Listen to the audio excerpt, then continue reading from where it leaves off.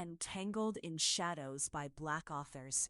In a world of privilege cloaked in peril, Shawnna, a woman stifled by her lavish life as the wife of a crime boss, dreams of freedom. When she catches a glimpse of Elijah, the enigmatic pool boy next door, her mundane existence takes a harrowing turn. Together, they must navigate a labyrinth of desire, deception, and a dark truth that threatens to tear them apart. As passion blazes between them, Shawnna learns that real freedom may come at the highest price. Chapter 1. Glimpse of Desire. I stand at the edge of my well-manicured garden, the scent of freshly bloomed oleanders hanging in the humid air like a tantalizing secret. Reflections of sunlight glint off the meticulously carved marble fountains nearby, yet all I feel is emptiness, an aching hollowness nestled within the lush confines of my gilded cage. How strange it is to suffocate among beauty. I glance toward the sprawling vineyard that stretches beyond our property, my escape route from everything. Yet I never dared to venture beyond the pristine hedges. Until today. Shawnna, the call pierces the tranquility, shaking loose my reverie. My husband Daniel looms in the doorway of our expansive living room, a sleek glass of scotch perched precariously in his hand.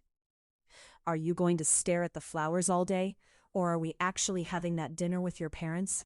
His tone is casual, but there's a muted impatience beneath it. I can see discontent etched into his sharp features, the lines deepening around his mouth like aged leather.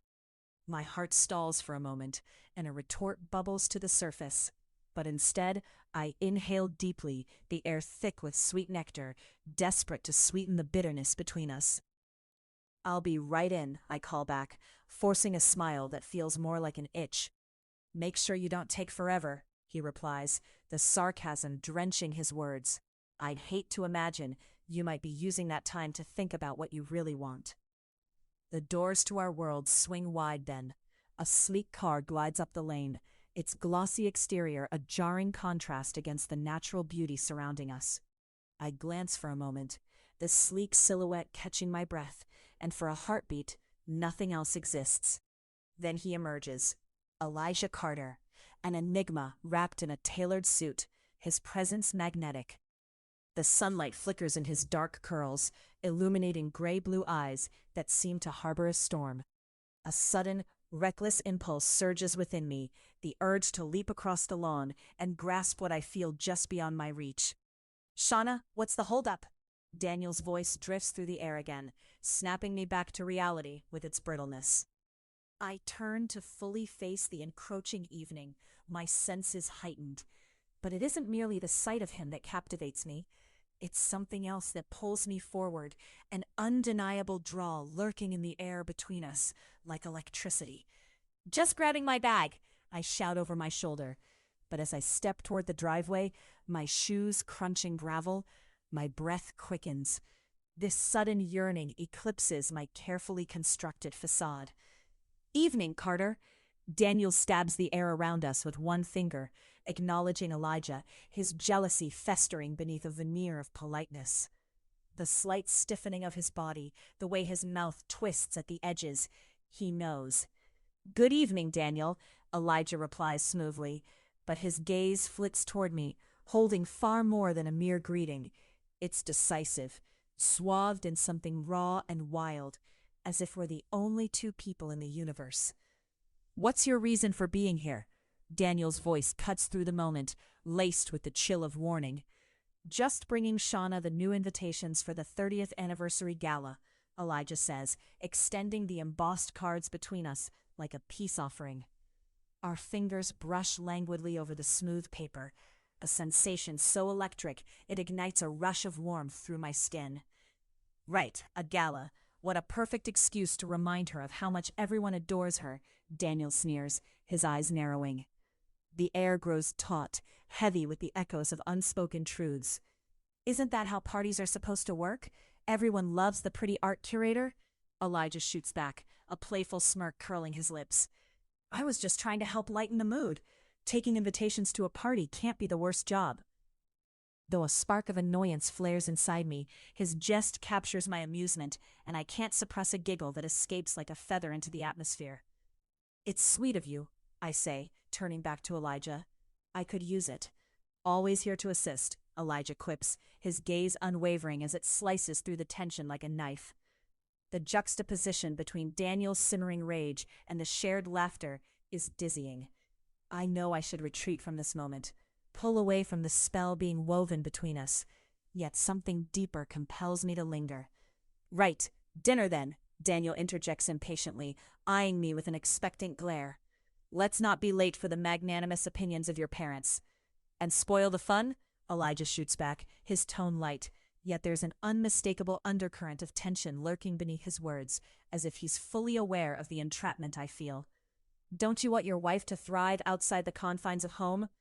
"Thriving. What a nice word to use," Daniel snaps, venom drenching his voice. His nostrils flare as he draws deeper breaths, wrestling against the frustration bubbling to the surface. "Does that mean I don't provide for her?" Elijah's shoulders tense, his gaze darting to me for confirmation, and for a moment I wish to scream, a want for liberation clawing at the edges of my heart. I feel trapped under the weight of the nightmarish reality closing in around us. "Daniel, it's not like that." I try to inject urgency into my voice, my heart racing. "You know I appreciate everything you do." "Do you?" His voice rumbles dangerously low, ice filtering through his words. "What do you appreciate more? A safe home or an exciting life?" My silence fills the space between us, punctuated by Elijah's steady gaze on me, unwavering. Heat coils in my stomach, a venom laced with frustration. Daniel never quite grasped my craving for autonomy.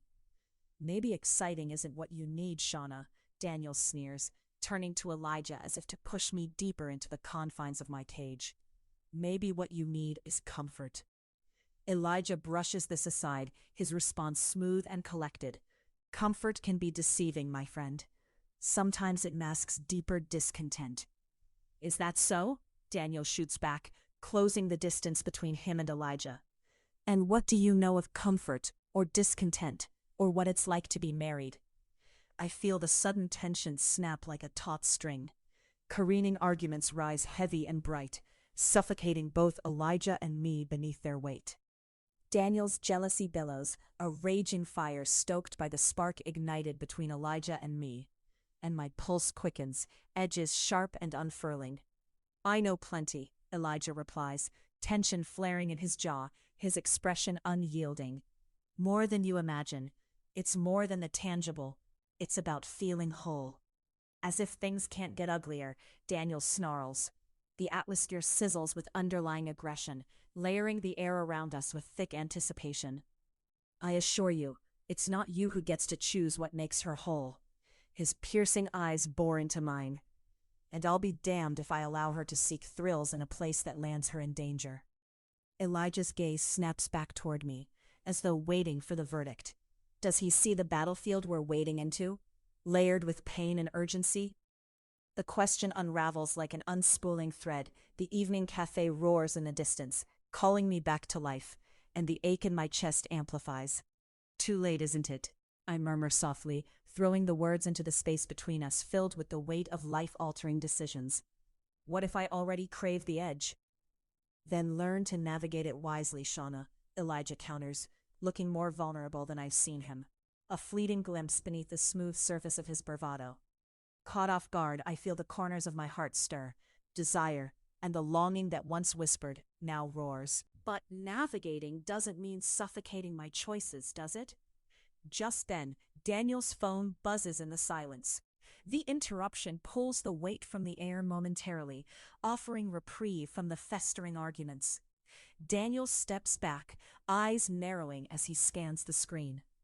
"Excuse me, I need to take this," he snaps, turning sharply and disappearing inside. "Not what I expected for a typical evening," Elijah says lightly, though I can sense the shadow of thoughts swirling beneath his calm veneer as he studies the doorway Daniel vanished through. "Nothing ever is," I say, my voice a mere whisper. The realization is what Elijah and I almost stumbled into, hangs like a lower cloud, but that uncertainty fills me with an intoxicating thrill. Want to step back into your gilded cage? He asks, those blue-gray eyes searching mine, probing deep enough to break into my facade. Or leap into the night, I counter with a half-smile, edging closer. Pulses race, perceptions sharpen, until our world melts away with the fields of vine rippling under the twilight sky. For the first time in a long while, I consider a life where I could truly leap. It's a risk worth taking, Elijah murmurs, laden with meaning, as he steps back, the space between us expanding, yet I know this is only a pause, not an end. With a final glance exchanged, charged, heavy with expectations, I breathe in the night air mingled with adventure's call. What does it say about me that I already crave the thrill of a broken promise, the return of longing? Tonight, everything feels impossibly steeped in tension. Somewhere deep within, the pulse of my old life stirs with ancient ghosts, and the very real echoes of a yearning that may, at last, lead me to freedom. Chapter 2. Stolen Glances. The grand ballroom of the Belmont Hotel dripped in a golden haze, the chandeliers twinkling like the aspirations of the elite gathered beneath them. I stood near the grand staircase, adjusting my silk lapel, trying to ignore the shimmer of the moment, the thrumming pulse of fine champagne and refined laughter. My body felt like a taut string, vibrating not with thrill, but with an absurd anticipation that threatened to unravel me. "Shawnna, you're glowing." Clara, a fellow curator and dear friend, strolled up, her eyes alight with fervor. "This evening is sure to be scandalous." "Scandalous?" I echoed, forcing a bright smile despite the weight pressing upon my chest. "Isn't that an exaggeration?" "Not in this crowd. You know how they are. The way they talk, they'll chew you up for breakfast if you don't keep them wanting more." Her laughter was musical, but I absorbed it like a sponge beneath the rolling waves of anxiety. And in an instant, I felt the pull of something magnetic, something raw. My gaze flitted over the crowd and landed on him, the rebellious allure that was Elijah Carter. He leaned against a wall, a drink cradled in his hand, dressed sharply in a suit that hugged his frame in all the right places. A tiny spark ignited in my stomach, passing through me like a whispered promise of unpredictability. He met my eyes, seemingly unfazed by the roaring multitude, and the world around us blurred into a hushed intimacy, cloaked by golden silk and heavy perfume. "Whoa, who's that?" Clara nudged me, mischief crackling in her voice. "My husband's best man," I almost spat, the words tasting bitter against my tongue. "Best man? You might want to steal him away from your husband tonight, if it means you can escape that suffocating bubble of compliance." Clara's knowing glance flickered back to Elijah, and I could feel the weight of her unasked question linger in the air. Across the room, Elijah's mouth curved into that crooked smile that was both a challenge and an invitation. His eyes, deep pools of uncharted waters, invited me to dive in, and for a heartbeat, I entertained the thought. Instead, I laughed too loudly, masking the turmoil within. "You're not serious," I said, shaking my head, forcing the air from my lungs. "Being reckless is not my style." "Really? Is that why you marry the most constricting man in the room?" Clara's voice was a teasing lilt, but carried a sincerity beneath. "Life's too short, Shawnna." I leaned a little closer to Clara to infuse levity. "You might want to be careful with your words. Someone's going to drop that truth bomb, and I'll be the first to pay for it." As if on cue, Elijah moved closer, carving a path through the throng of surroundings, the music cascading like a waterfall around us. He paused just a breath away, the warm, intoxicating scent of spicy musk wafting over me, promising a taste of something dangerous. "Busy evening?" he asked, his voice suave, smooth like the way he held himself, confident yet unfathomably layered, each word pulling me in deeper. "Just trying to escape my oft-repeated lines of duty, Elijah," I replied, feigning indifference while my heart drummed loudly, a beat I hoped he couldn't hear. Nonsense. You radiate charm like a warm sunbeam. It's utterly hypnotic. His smile was wicked, making me shuffle my downturned gaze, suddenly aware that I was not just Shawnna Baptiste, esteemed curator, but an unmasked impulse standing before a storm. For some, it merely glows, others try to extinguish it. The reminder of my own life pushed through. I could taste the iron in my blood, uncertainty mixing with desire. "You should never apologize for lighting up a room," he whispered, so close I could count the flecks of gold in his eyes, and my resolve wobbled on the tightrope of tension. Behind us, I could sense Clara's watchful gaze, and I fought the urge to steal a look over my shoulder. What would the gallery chat if they saw us here? Just standing? I pressed, the question fraying my composure. "I'm not sure dragging you into that might earn me anything other than a diabolical reputation." "A reputation? Is that what we're about here?"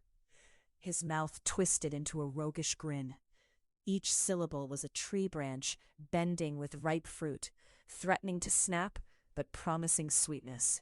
"I hardly think that would be your legacy, Shawnna.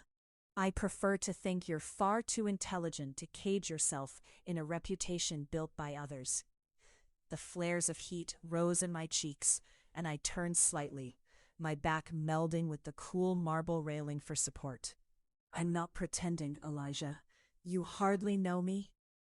"I disagree," he countered smoothly, mirroring my position close enough to catch me off guard.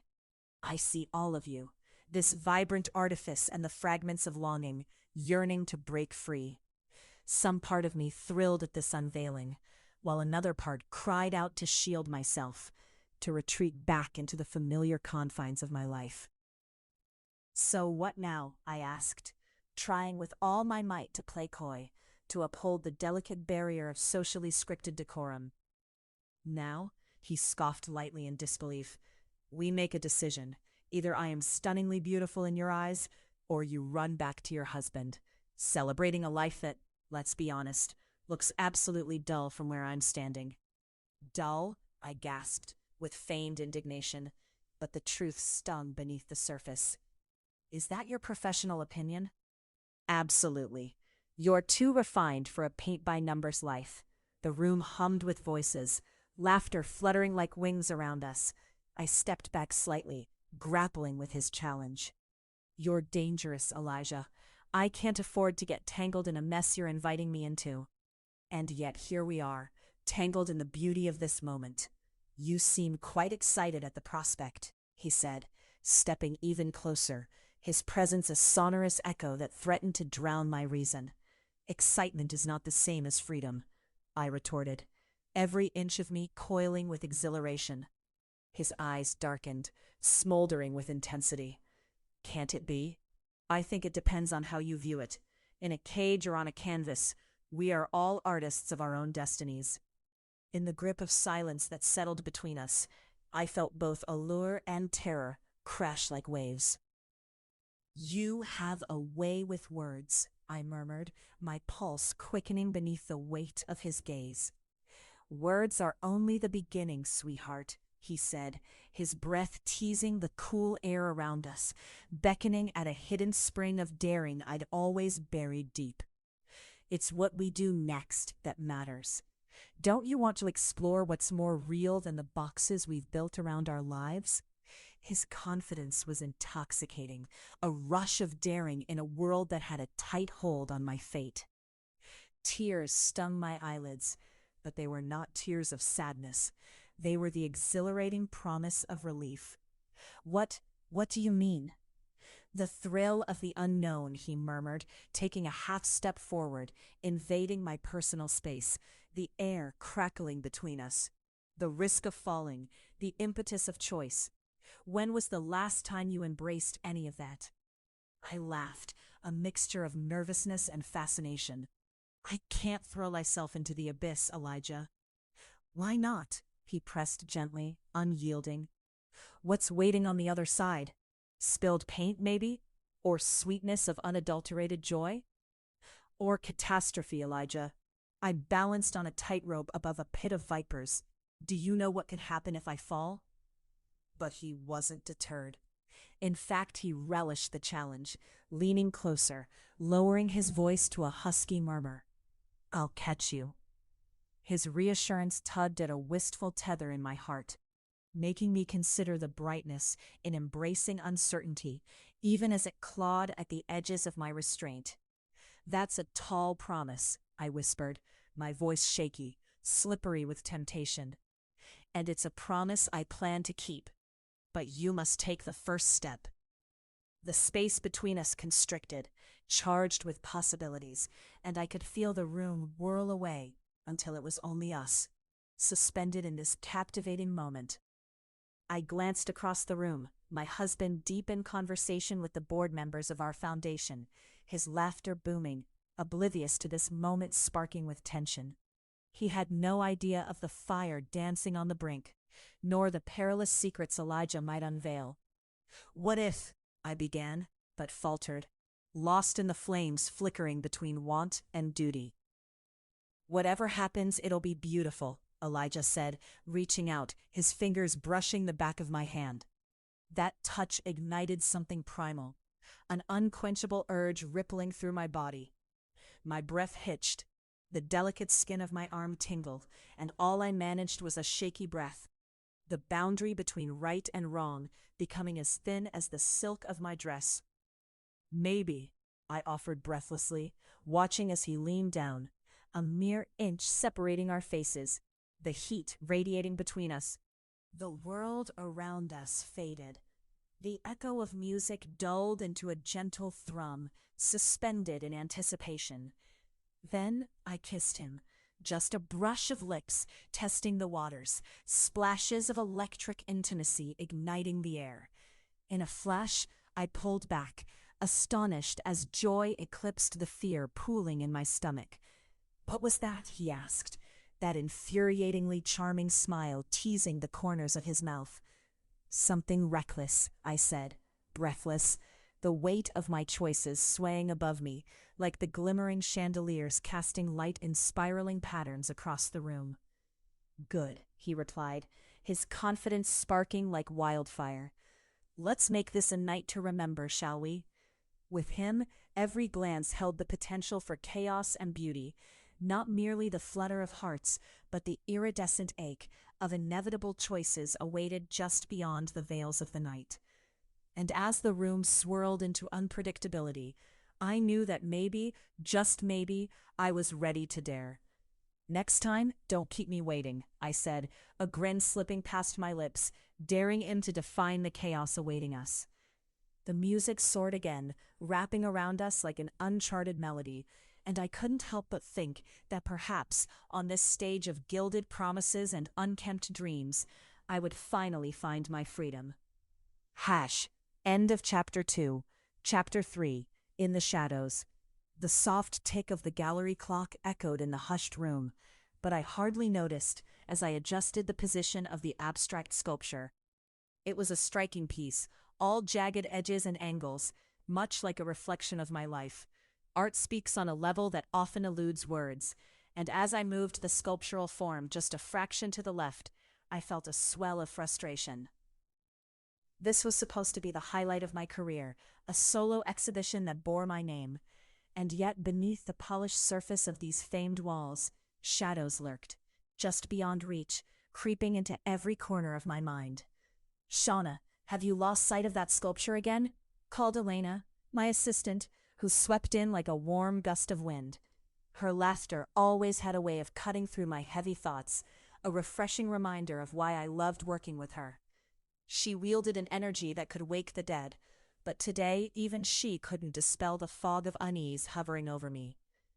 Not lost, just contemplating the impact it makes from different angles, I replied, flashing her a playful smirk that didn't quite reach my eyes.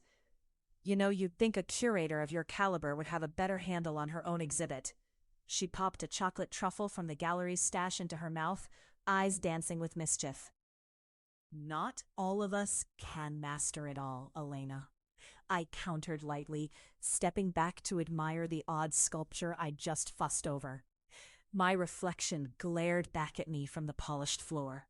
a perfectly curated version of myself, wearing a calculated smile. Yet beneath the surface, the truth hummed. I felt caged, adorned in a costume that every guest at tonight's gala would applaud. Right, because you're just a caged bird, she shot back, crossing her arms, an eyebrow raised. Elena could see through me too easily. What's really going on? Is it Elijah?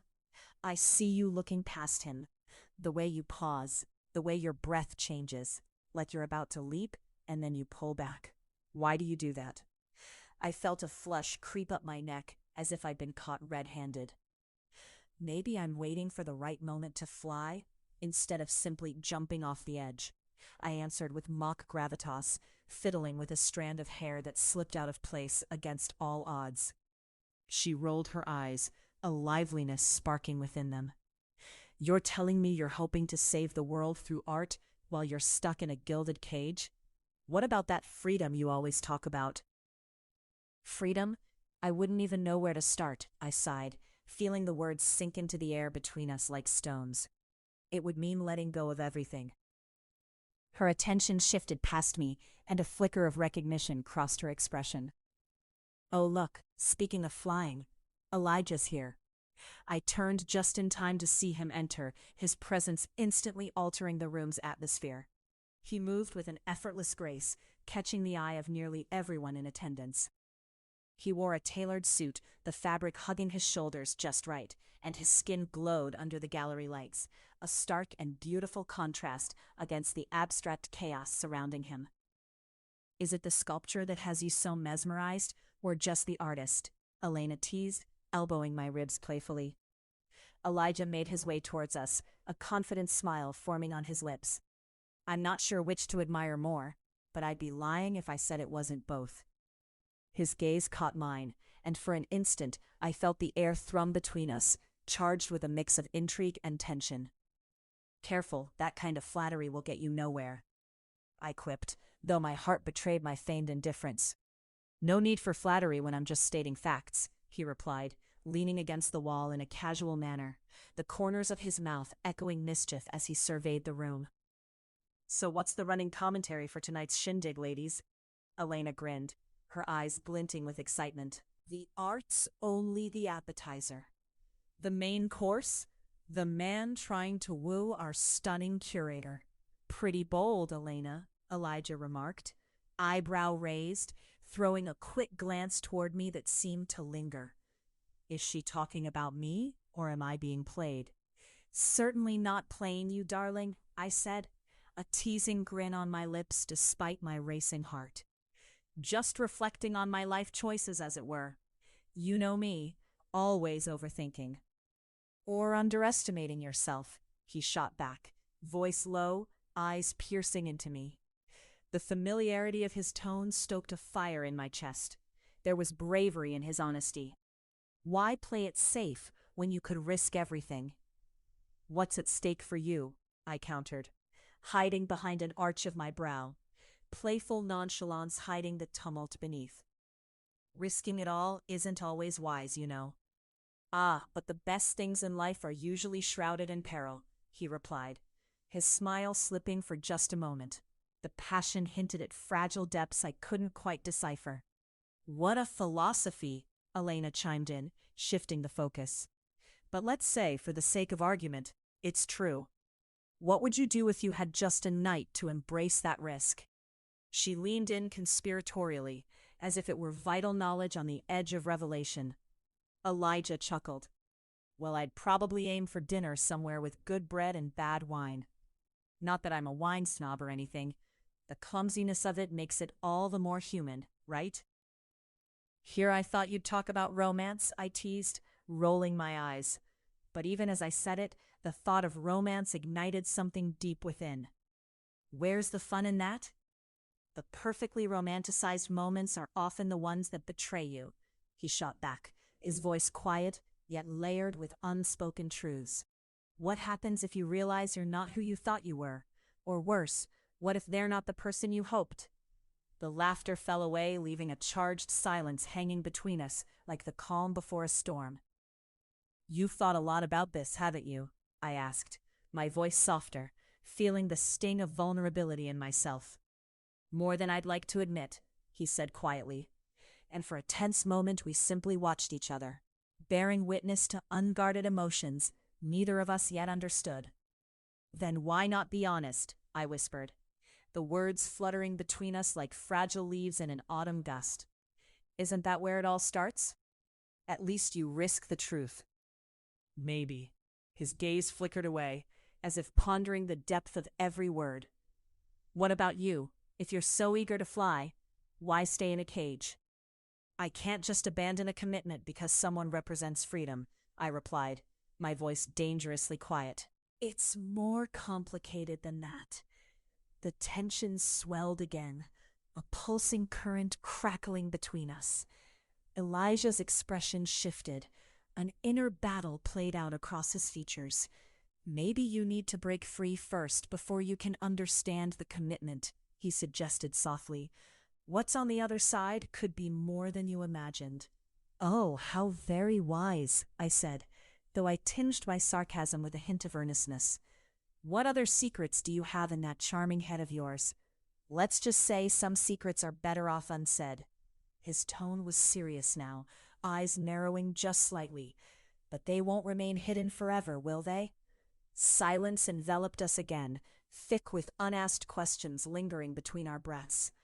Elena's presence faded into the background as I narrowed my focus entirely on him, the way the air held that electric promise of something palpably thrilling. Our laughter had morphed into something much heavier, an undeniable pull that ignited every nerve in my body. I could feel the need, the desire, pinning through me with dizzying intensity. You're right about one thing, I admitted, my voice almost a whisper. I'm afraid if I take that leap, there may be no choosing to come back. That's where we differ, Elijah replied, the gravity of his expression conflicting beautifully with the mischief in his eyes. I think every leap deserves to be taken, regardless of the height. You think so? Absolutely, he said firmly. But know this, sometimes the safest way to fly is to trust someone to catch you when you fall. I considered his words, letting the weight of them settle between us. The moment shifted subtly, the air thickened with possibilities hidden beneath our shared gaze. And what if you're the one who causes the fall? His lips curled into a crescent smile, something sharp and knowing in his eyes. Then we'll both have some lessons to learn. Elena broke the tension with a dramatic cough, nodding toward the entrance where several patrons were beginning to arrive. The audience awaits, ladies and gentlemen. Time to shine. I tore my gaze from Elijah, suddenly acutely aware of the shift in atmosphere. This was what I had wanted, but the dilemma of risk and loyalty twisted in my gut like a clenched fist. Put on your best face, Shawnna, Elena said, flourishing her hands as if conducting an imaginary orchestra. Tonight's just the beginning. You can pick up the pieces later, if you're brave enough. Elijah's gaze followed me momentarily as I shifted, my heart hammering sporadically. The pulse of the moment tightened around us, and as I turned to face the guests, I couldn't help but scan the room. My heart raced as I caught sight of the looming figures lining the entrance, faces both well-known and vague, all of them casting shadows I preferred to avoid. Suddenly, I felt a pressure building in the corner of my mind.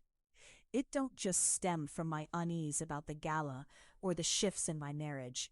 It extended into an understanding of tension that existed in this very moment. Ready to dive? Elijah asked, leaning dangerously close, his breath warm against my ear. Only if you're by my side, I said softly, daring to unlock my fears for a split second. I wouldn't dream of it, he replied, mischief now lacing his tone. After all, what good is flying if you're crowing about it alone? Wise words from a man who just got here, I replied, trying to mask the vibrations of longing in my voice. He dipped his head, a spark in the depths of his query, like he could sense the whirlwind around us. And just like that, the music started, the chatter filled the air, and the cloak of normalcy draped over us. Yet I couldn't shake the electric edge, a feeling that tonight wouldn't just be another exhibition, but instead could unmoor everything I thought I knew about safety and desire. What was life if not full of beautiful chaos? As I walked through the crowd, I felt Elijah beside me. And in that moment, amidst the nervous laughter and brittle smiles of acquaintances, I made a silent vow. If tonight held danger, I would embrace it, no matter the cost. After all, what was a leap without a little thrill? Chapter 4. Challenging Fate. Why do you insist on tormenting me with these questions? Elijah leaned against the window frame, the soft patter of rain mimicking the thunderous rhythm of my heart. The storm had arrived, dark clouds swirling like secrets overhead. He shifted, his shirt clinging to his torso, and I couldn't help but admire the way water droplets beaded up along the curve of his shoulders. It was almost too poetic to be real, this moment suspended between desire and urgency, between the mundane and the forbidden. I crossed my arms, leaning back in my chair, as if it could somehow shield my racing pulse from his keen gaze. It's just an art opening, Elijah. I'm allowed to be curious. My attempt at nonchalance rang hollow, but I pressed on. You're late, again. Elijah quirked an eyebrow, a playful smile dancing across his lips. I thought art was meant to provoke. Not this much. I flicked a damp fringe of hair from my face, glancing around the gallery windows at the raindrops clinging to the glass like the unacknowledged doubts tangled in my mind. The gallery was thrumming with a low hum of laughter, the light reflecting off gleaming canvases and polished floors. Then, what are we doing in this dreary corner? His voice was lightly teasing, like a flare against the chill that coiled around us. He stepped closer, the air thick with the smell of damp earth and his rich, intoxicating cologne that enveloped me, urging my walls to crumble. I swallowed hard, daring to meet his gaze. His brown eyes held a challenge that coiled low in my belly. Maybe I don't want to feel trapped.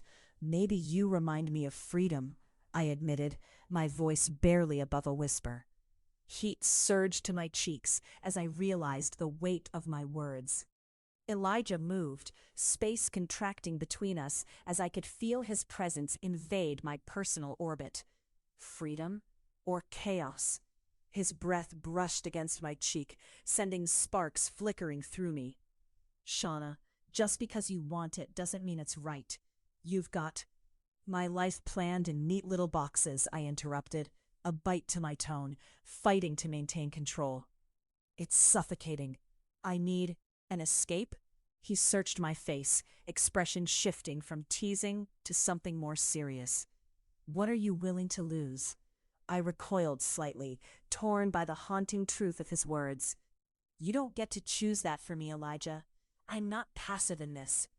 Then why say it like you are? His fierce intensity both terrified and exhilarated me. The rain outside drummed harder against the window, as if the elements conspired with our emotions, urging us to collide. As our eyes locked, the air hung heavy with unspoken tension. My heart raced, not just out of fear of being caught, but from a thrilling sense of possibility. Elijah was magnetic, that allure drawing me closer to a precipice. I just want to know more, I finally said, my resolve shaking. About me? He smirked, the glint of mischief charging the air. Or about what you can't have? I crossed my arms, feeling a rush of defiance. Maybe both. What's so dangerous about wanting more? Everything. There was certainty in his voice, yet a softness lingered, a vulnerability sparking in the corners of his gaze. And not everyone can handle it. You've built your life on a foundation of security. This, he gestured between us with an intensity that caught my breath, is the wildfire that can burn it all down. I closed the distance that separated us, unaware of the way the shadows danced across his face, the faint rain-washed glow adding depth to his features. Sometimes fire is necessary to forge something new. Ah, he whispered, his breath warm against my ear, but the cost can be steep. Before I could reply, the tension snapped unexpectedly. The door to the gallery swung open, letting in a gust of rain-fresh air, accompanied by a tall figure wrapped in a trench coat. Amanda, My closest friend and longtime confidant strutted in with her characteristic flair, silver curls glistening like river stones, laughter spilling into the room. There you are. I've been thinking. The hors d'oeuvres are as flat as my last date. But you, my dear Shawnna, you look positively radiant in this miserable weather. She grinned, the warmth of her smile breaking through the tension like a ray of sun. Do you think I need you to save me? I joked, forcing levity into the air, though I couldn't fully dismiss the shadows lingering in my heart. Elijah watched me closely, bemusement flickering in his eyes. Absolutely, Amanda declared, tossing her coat aside. You're stuck in your gilded cage of curating and cocktails. Time to let loose. Elijah took a step back, his presence retreating as reality seeped back into the space. Well, it looks like your knight in shining armor has arrived, he remarked, leaning against the wall, arms crossed with casual detachment, though I sensed the steel beneath. Or maybe I just come bearing a better idea, Amanda shot back, oblivious to the undercurrents that had momentarily tangled us. There's an after-party later, and I'm certain we can find something more exciting than canapés to entertain us. I'm not sure, I began, but Elijah interjected smoothly. Go, you deserve it. His voice was steady, yet there was an edge of hidden pain that rippled beneath. You should learn to embrace the chaos. I mean, it sounds like you could use it. I think it sounds thrilling, Amanda chimed in, a conspiratorial glint in her eye. What's a party without a few little secrets? Oh, but secrets can lead to complications, I said, casting a glance back toward Elijah. You never know who might be watching. Wouldn't be the first time I've had an audience. Elijah's smile was half tempting, half foreboding, a dangerous flicker of the infinite possibilities that lay before us, beckoning like the storm raging outside. Exactly, Amanda clapped her hands, bouncing on her heels. Now get your coat, Shawnna. We need to make an entrance. With a resigned sigh, I felt the familiar pull of adventure. My heart thudded with the challenge, the promise of unpredictability. I suppose I could use a little madness in my life, I said, forcing a smile. See, we're breaking free already. Amanda grinned, and together we stepped from the gallery into the rain-soaked streets, where a world of chaos awaited. As we faded from view, I spared a glance back at Elijah, who stood framed in the doorway, shadows deepening around him. Remember, Shawnna, he called out, eyes glimmering like agate in the dim light. Fire doesn't just change things, it erases what was. I felt my breath catch in my throat. He was right, yet I couldn't resist the allure of the unknown. I'm ready to ignite something new, I shouted back, nerves tingling with anticipation and grit, the storm echoing my determination. With Amanda at my side, I stepped into the tempest, curiosity swirling like the wind. A path neither of us had anticipated, but one that promised to challenge everything we thought we knew about freedom. And I knew, whatever chaos awaited, I needed to embrace it. Ferocity in my heart as I ventured forth. What was behind me felt like a shadow, but what lay ahead filled me with a burning resolve. I could spar with my emotions and emerge reborn, unshackled and ready to set the world aflame. Hashtag Chapter 5, Embers of Passion. The sun dipped low in the sky, streaks of magenta and orange spilling over the horizon like spilled paint on an ivory canvas. I found myself perched on a weathered wooden bench in Central Park, its jagged edges softening under my fingertips as I absently traced the grain. The air swirled around me, imbued with the earthy perfume of damp grass and freshly ripened evening blossoms. I came here for respite, to breathe without the weight of expectation pressing against my chest, but my heart thrummed under the familiar tension. A group of children erupted into laughter nearby, their joyous noise cutting through my thoughts. Yet I still felt trapped. I pulled my scarf tighter around me, a delicate barrier against the encroaching chill, as if it could shield me from the growing restlessness within. My phone buzzed from the depths of my purse, and I barely glanced at it, though I instinctively knew who was calling. Jeremiah. My husband, that suffocating presence that redefined responsibilities. I didn't answer. Elijah. A voice rose above the cacophony, cutting through the warm glow of the fading day. It was female, warm and sultry, with a playful lilt that lingered.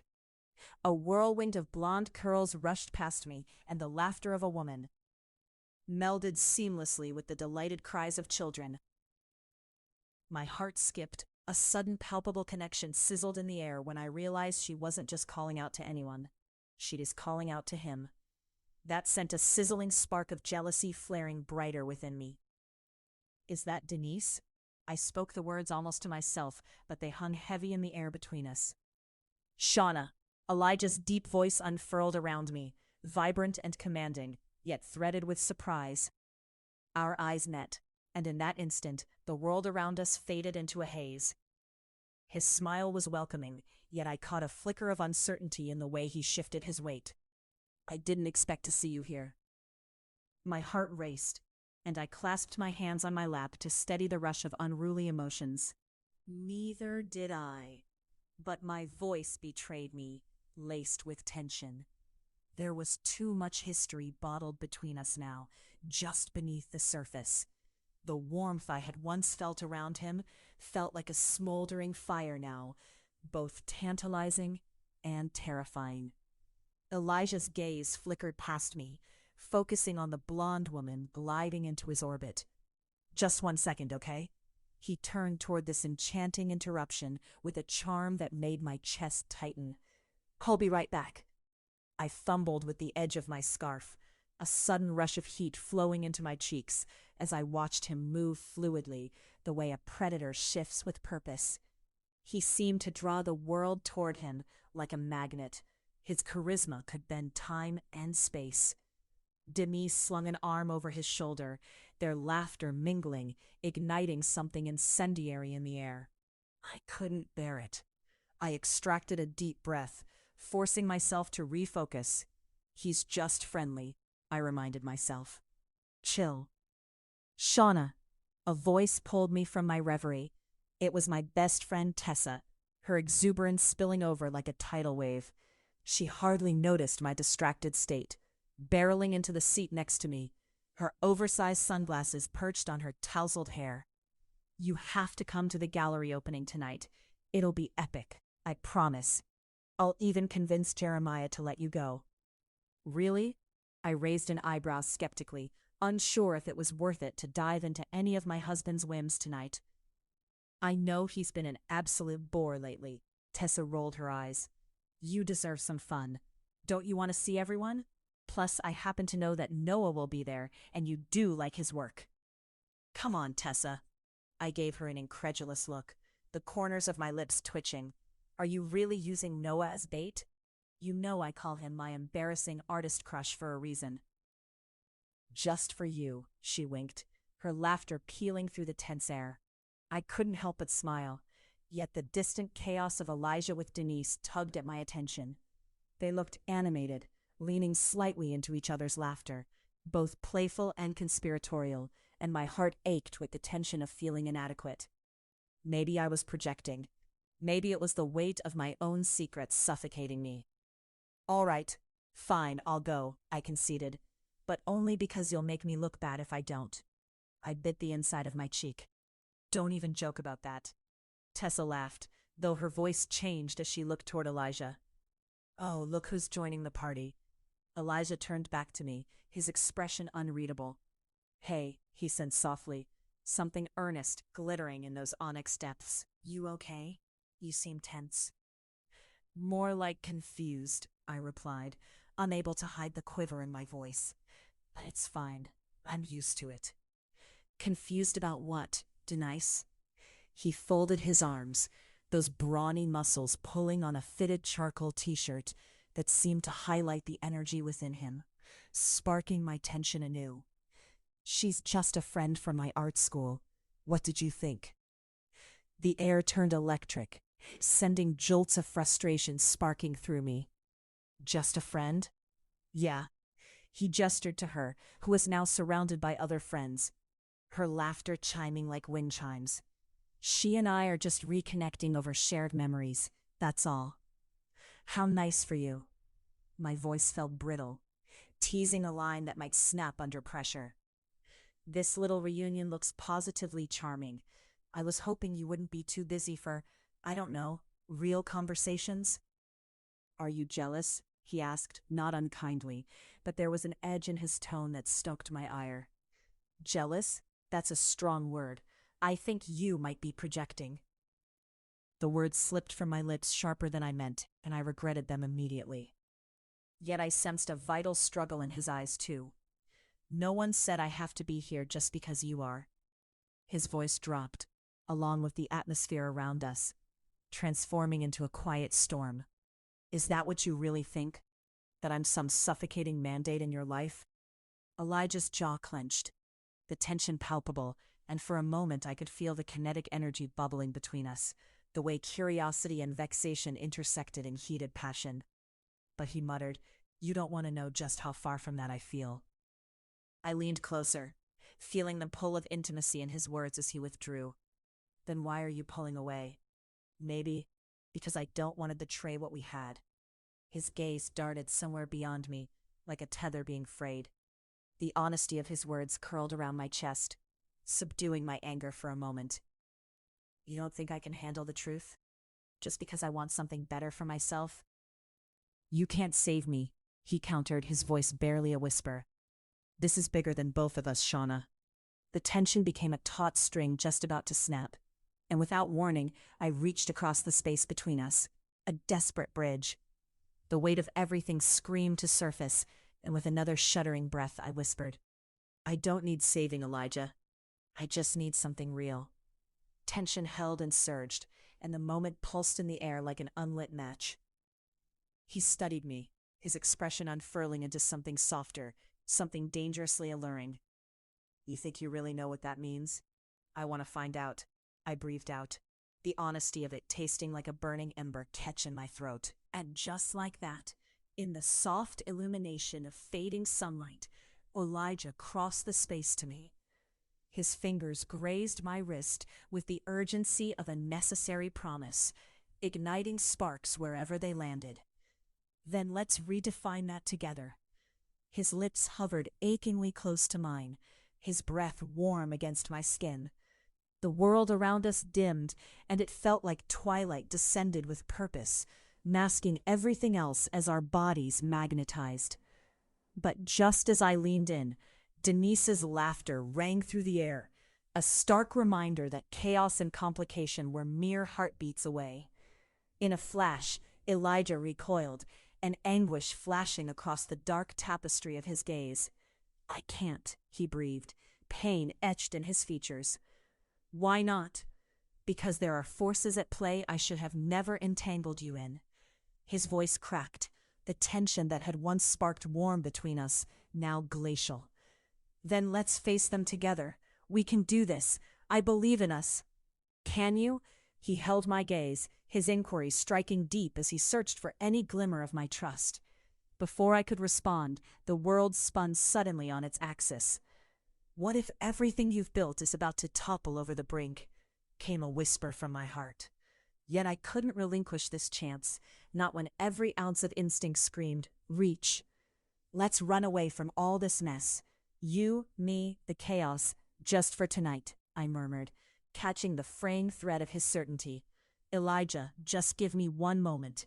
He drew me into him, the absorption palpable, when suddenly he wrapped his arms tightly around my waist. Now I can't let you go. As he sealed the distance between us, abandoning caution to the wind, the heat of his body enveloped me. It felt how freedom should, like embers igniting under heavy winter coats, warming the depths I was just beginning to strip away.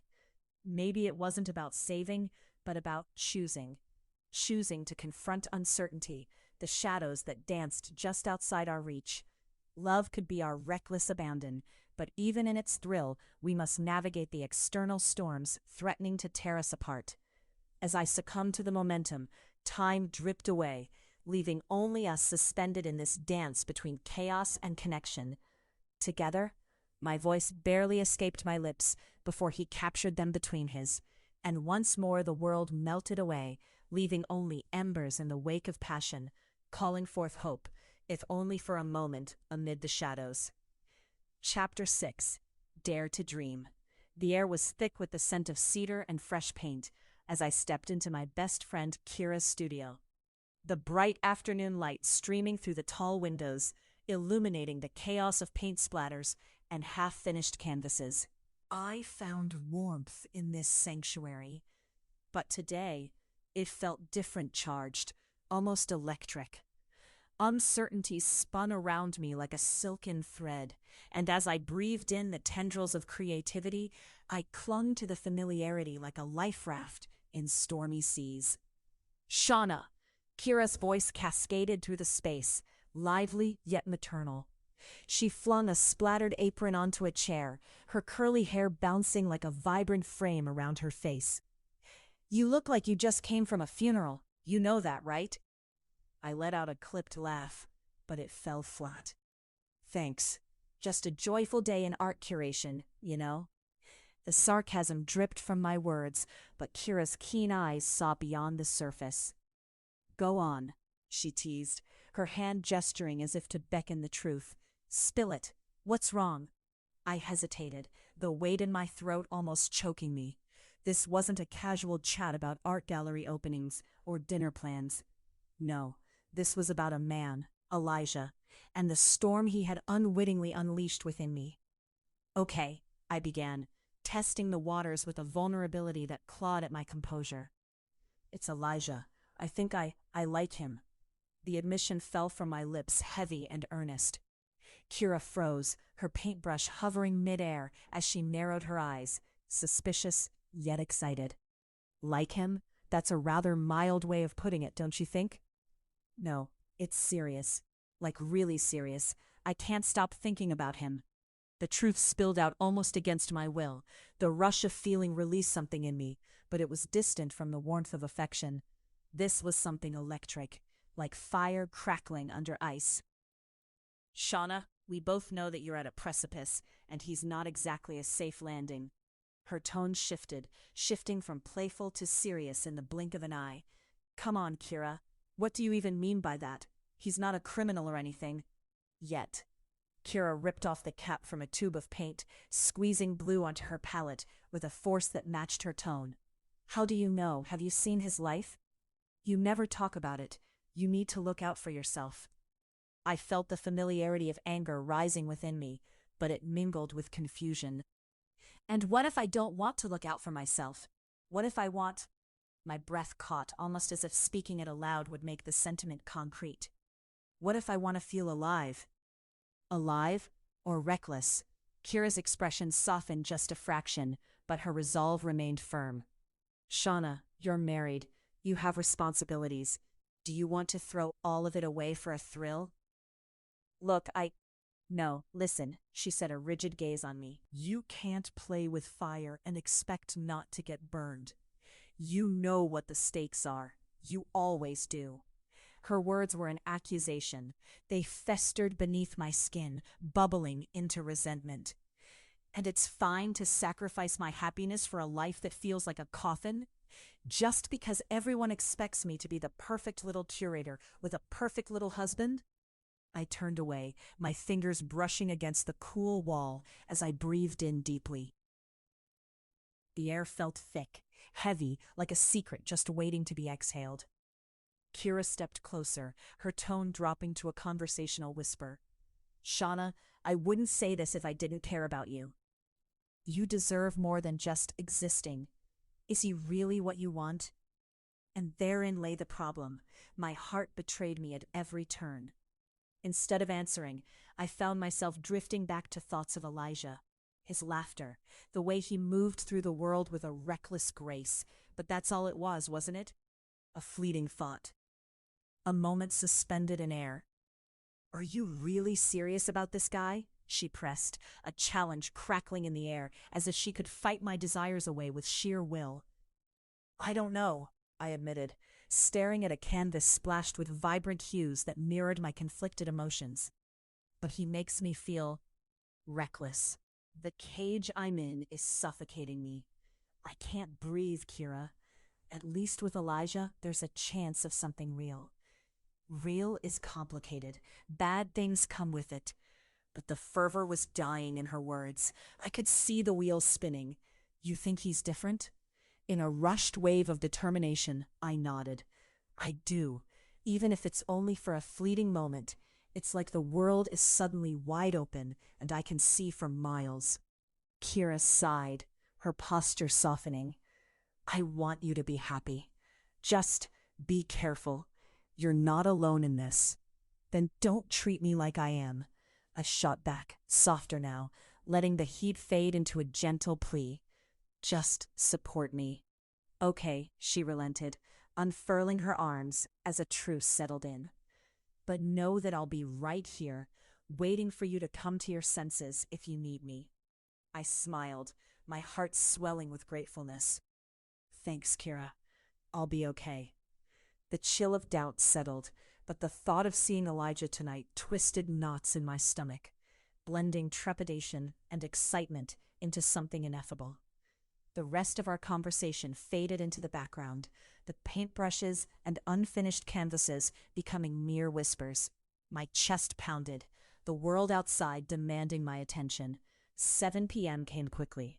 Standing in front of the sleek gallery doors, I smoothed down the fabric of my dress, its deep burgundy hugging my body, inviting without being overt. The polished marble floor gleamed, reflecting the splendor of art and elegance, but my focus tightened in on one thing, one person, Elijah. Among the lively crowd, I spotted him immediately. He leaned against a wall, the flickered light bouncing off his strong frame, a magnetic presence amidst a sea of art enthusiasts. The moment our eyes met, everything else faded. A warmth spread through me, igniting desire, and involuntarily I smiled.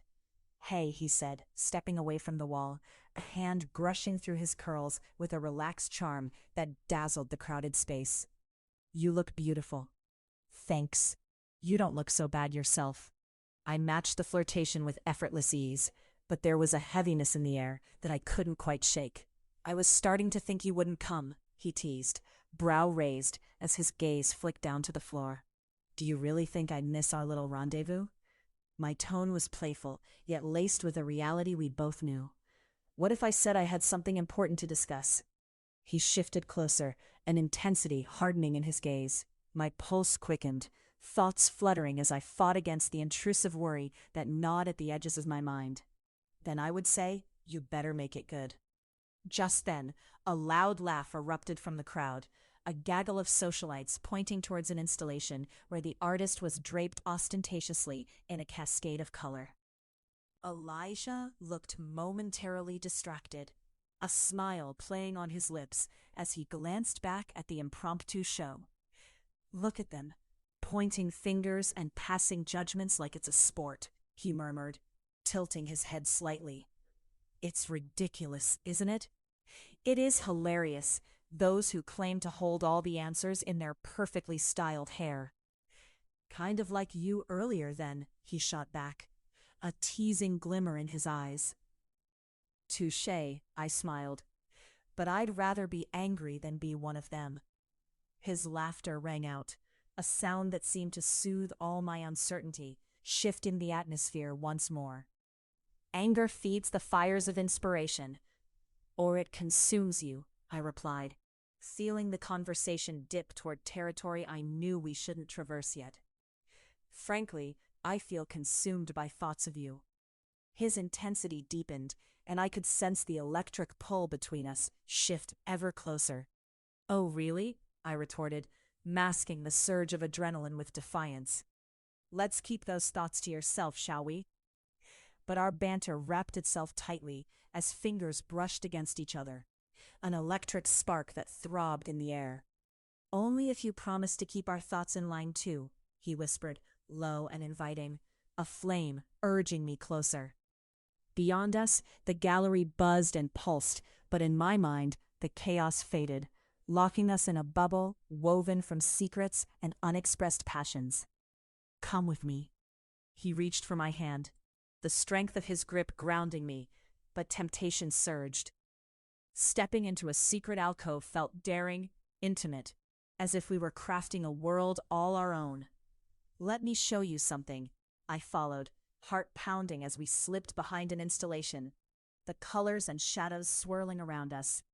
The distant thrum of lively conversation drowned into nothingness as the energy crackled in the air, intimate and uncharted. The silence was pregnant, thick with desire and uncertainty. "Elijah, what are we doing?" I whispered, the warmth of his body inching closer, his breath mingling with mine, a tantalizing mixture of longing and urgency. "I don't know, but I want you to know how much you mean to me." The seriousness of his words became a point of gravity that pulled us together, his gaze softening. Then he closed the distance. His lips met mine in a rush, fierce, hungry, igniting a wild fervor that enveloped us. Our breaths melded, time lost in the delicious taste of hesitation, then surrender. It felt insatiable and urgent, as if both of us had been waiting a lifetime for this moment. My heart raced as he pulled me deeper into the kiss, fingers weaving into my hair with a care that sent ripples of heat cascading down my spine.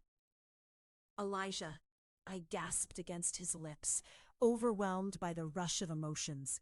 I was drawn entirely into him, swallowing all reasons that lingered outside. "I know," he murmured, softening the embrace, his forehead resting against mine, the heat lingering as grounding reality flickered back in. "But I need you to know I will protect you." "Protect me from what?" I pressed, breathless, uncertain if we could venture down that road at all. The words hung between us, both a reassurance and a warning. "I can't talk about it here. Not yet," he replied, hesitating as if weighty shadows loomed near. I dipped my head, heartache thrumming beneath my skin. Yet beneath it all was a truth I dared not ignore. "Okay." But a fissure opened beneath my very beliefs. Could I truly love someone entangled in shadows? The musing lingered, but I swallowed it back, determined. There was no turning away, not when I felt so alive. "Let's not think about the world, just for tonight." I lifted my chin. "Let's be reckless together." His smile glimmered, a challenge igniting in his dark eyes. "Reckless is my specialty."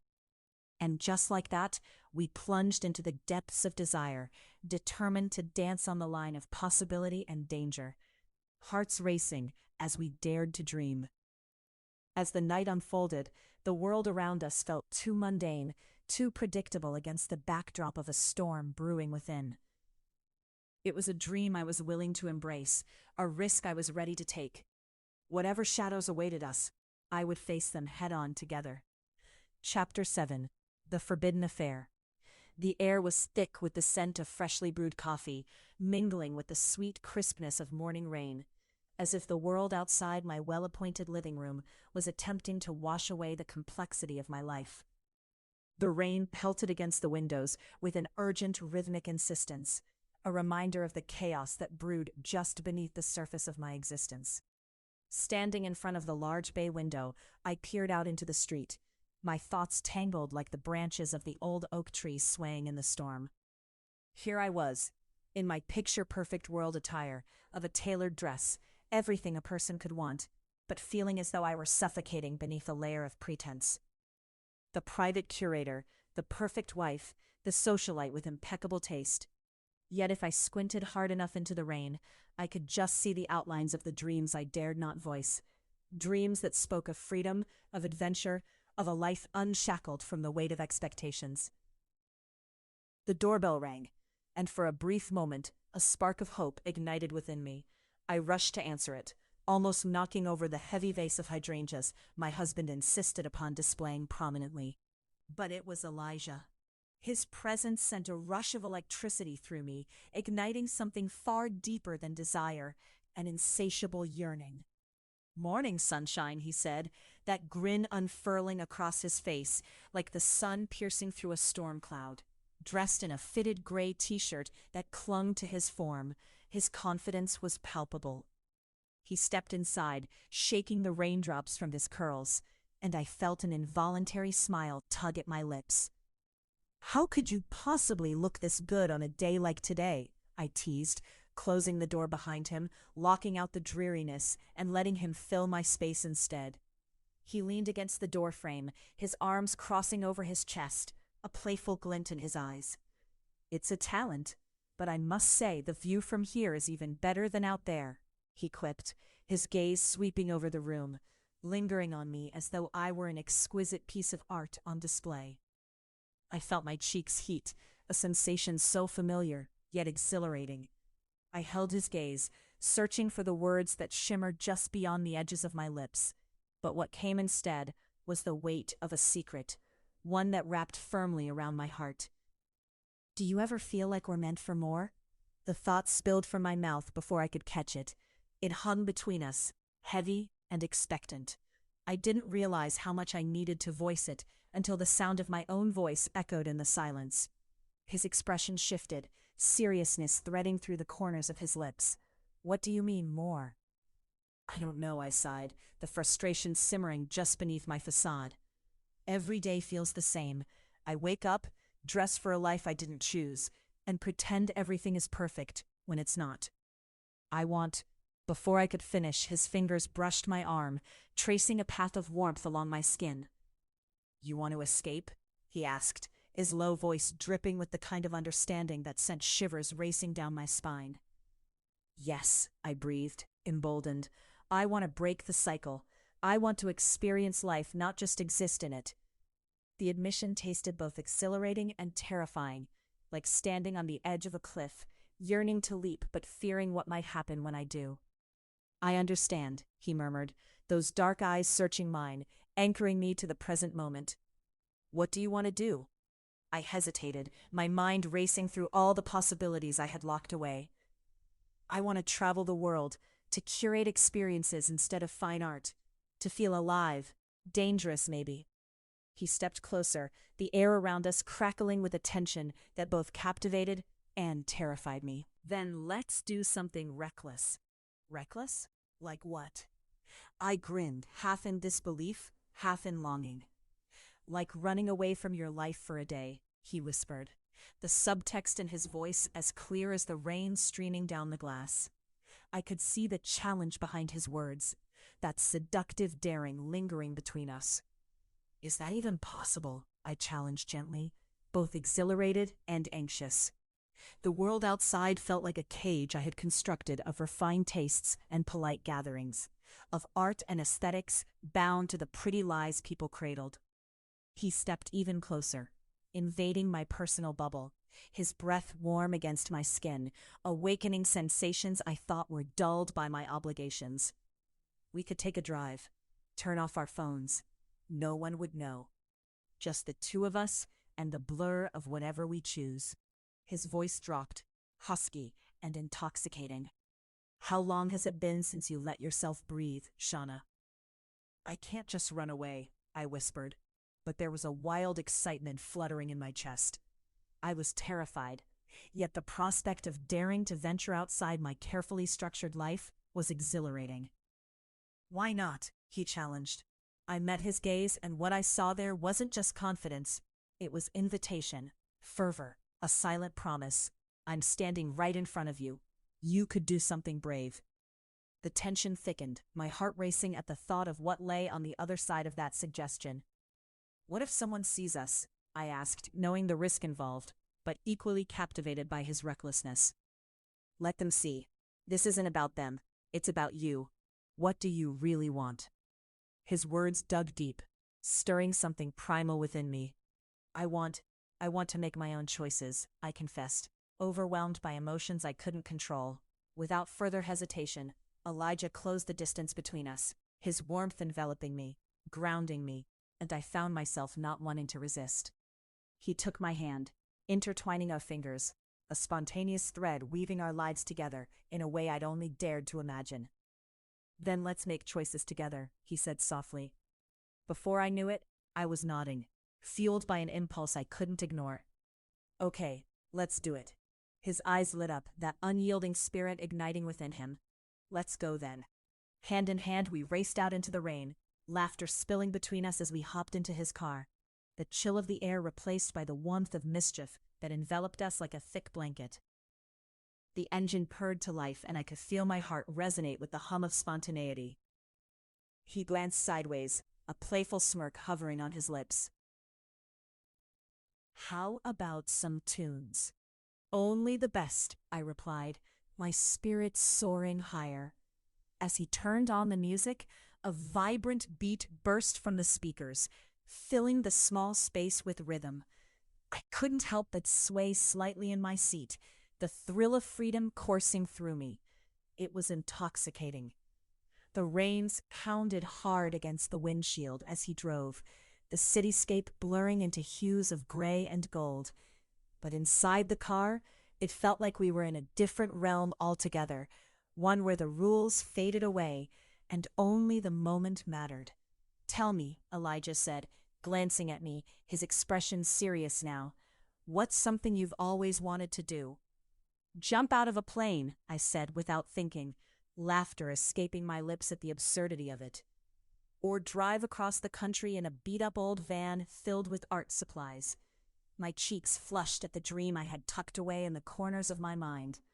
"Both sound incredible. We could give it a shot, if we survive today," he teased, laughter bubbling between us, easing the tension that had previously enveloped my heart. "Survive today?" I questioned, teasing him back. But within me, I felt a bolt of recognition. The uncharted path we were forging was far more thrilling than the arithmetic of life dictated by duty and obligation. "Who knows what's ahead?" Elijah replied, the warmth of his gaze unwavering. "But I promise we'll at least have fun trying." Just then my phone buzzed violently in my pocket, a cruel reminder of the world waiting to pull me back. I hesitated for a moment, glancing at it with resignation. Elijah must have seen it too, because he fixed me with an earnest expression. "Shawnna, don't answer it. Not right now." And despite the anxiety bubbling in me, I found myself slipping it back into my pocket. The moment felt fragile, as if it could shatter at any instant, but instead a different power began to forge me, a resolve to break free from the chains I wore. "I'm in," I said breathlessly, my heart racing with rebellion. "Let's go somewhere that feels alive." Elijah threw me a sidelong glance, a soft smile playing at the corners of his mouth. "Where do you want to go?" "Anywhere but here," I whispered, my heart quickening at the realization of my choice.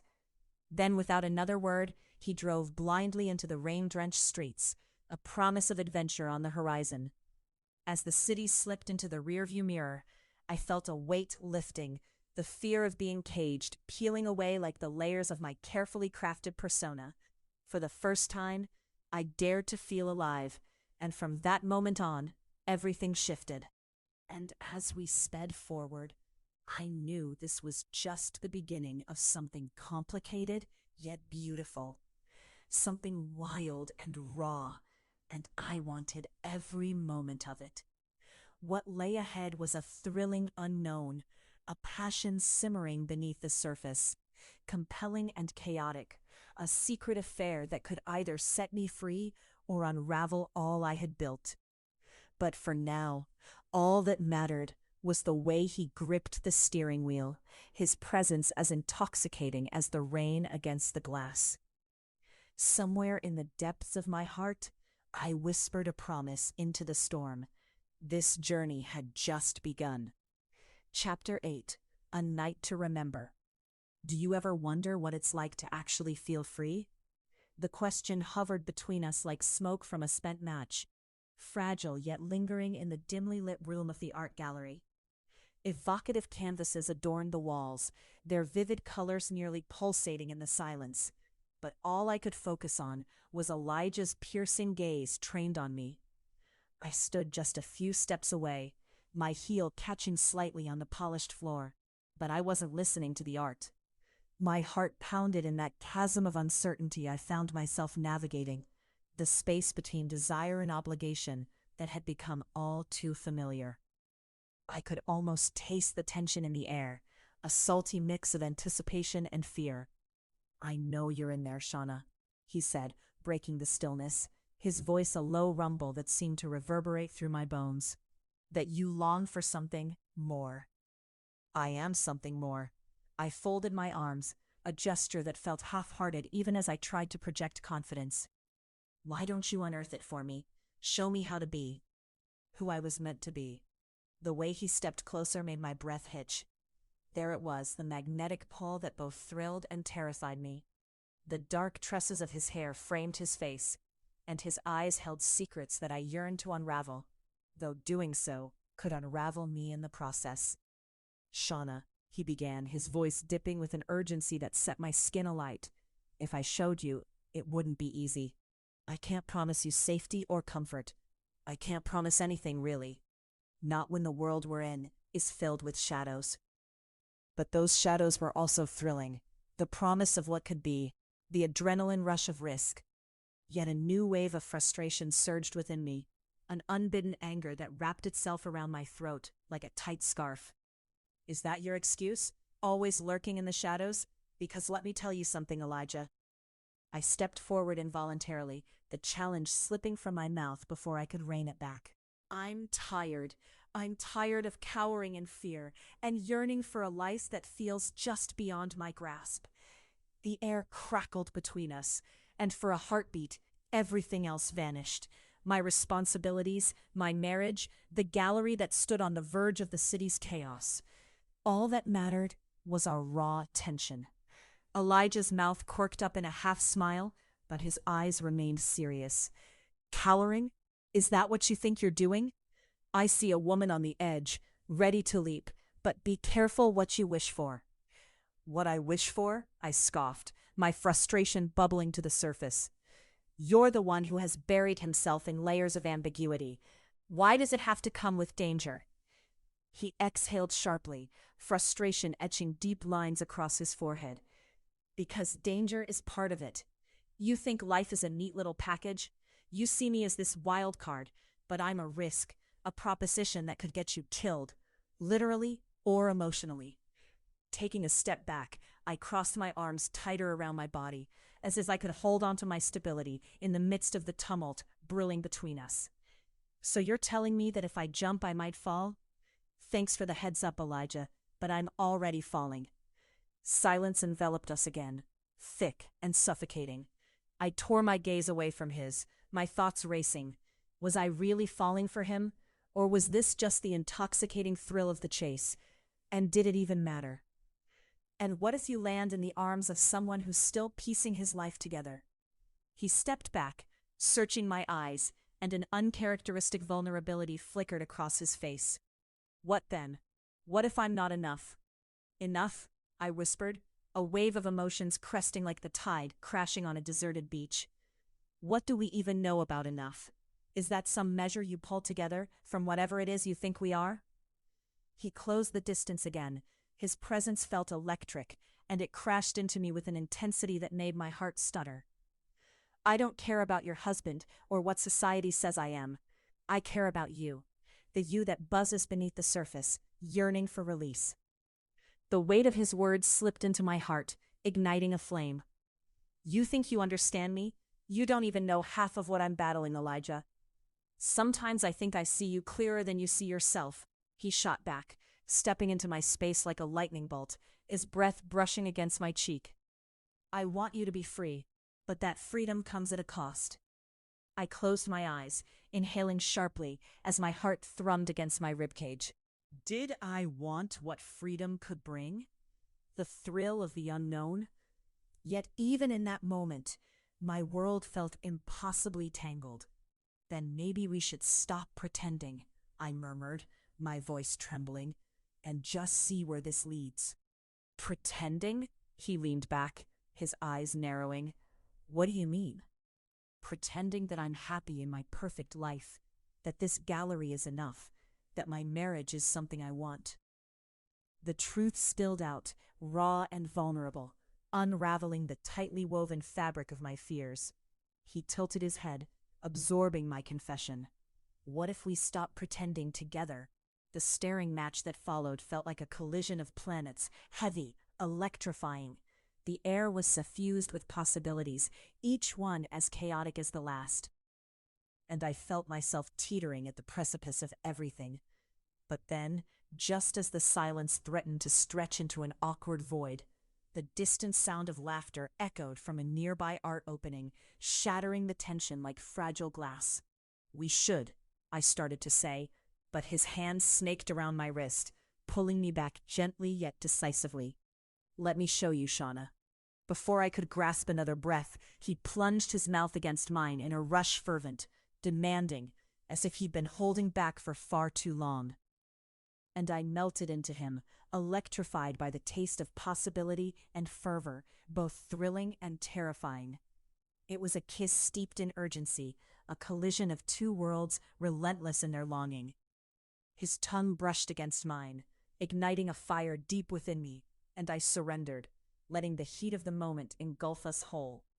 The passion felt reckless, contagious, the taste of bitterness from our earlier fight fading entirely. Here in this frenzy of bodies, I was caught between needing him and needing to reclaim myself. His hands cradled my jaw, tender yet possessive, a duality that mirrored our connection. He had become my vice, my escape, a contradiction that tore through every whispered doubt that plagued me.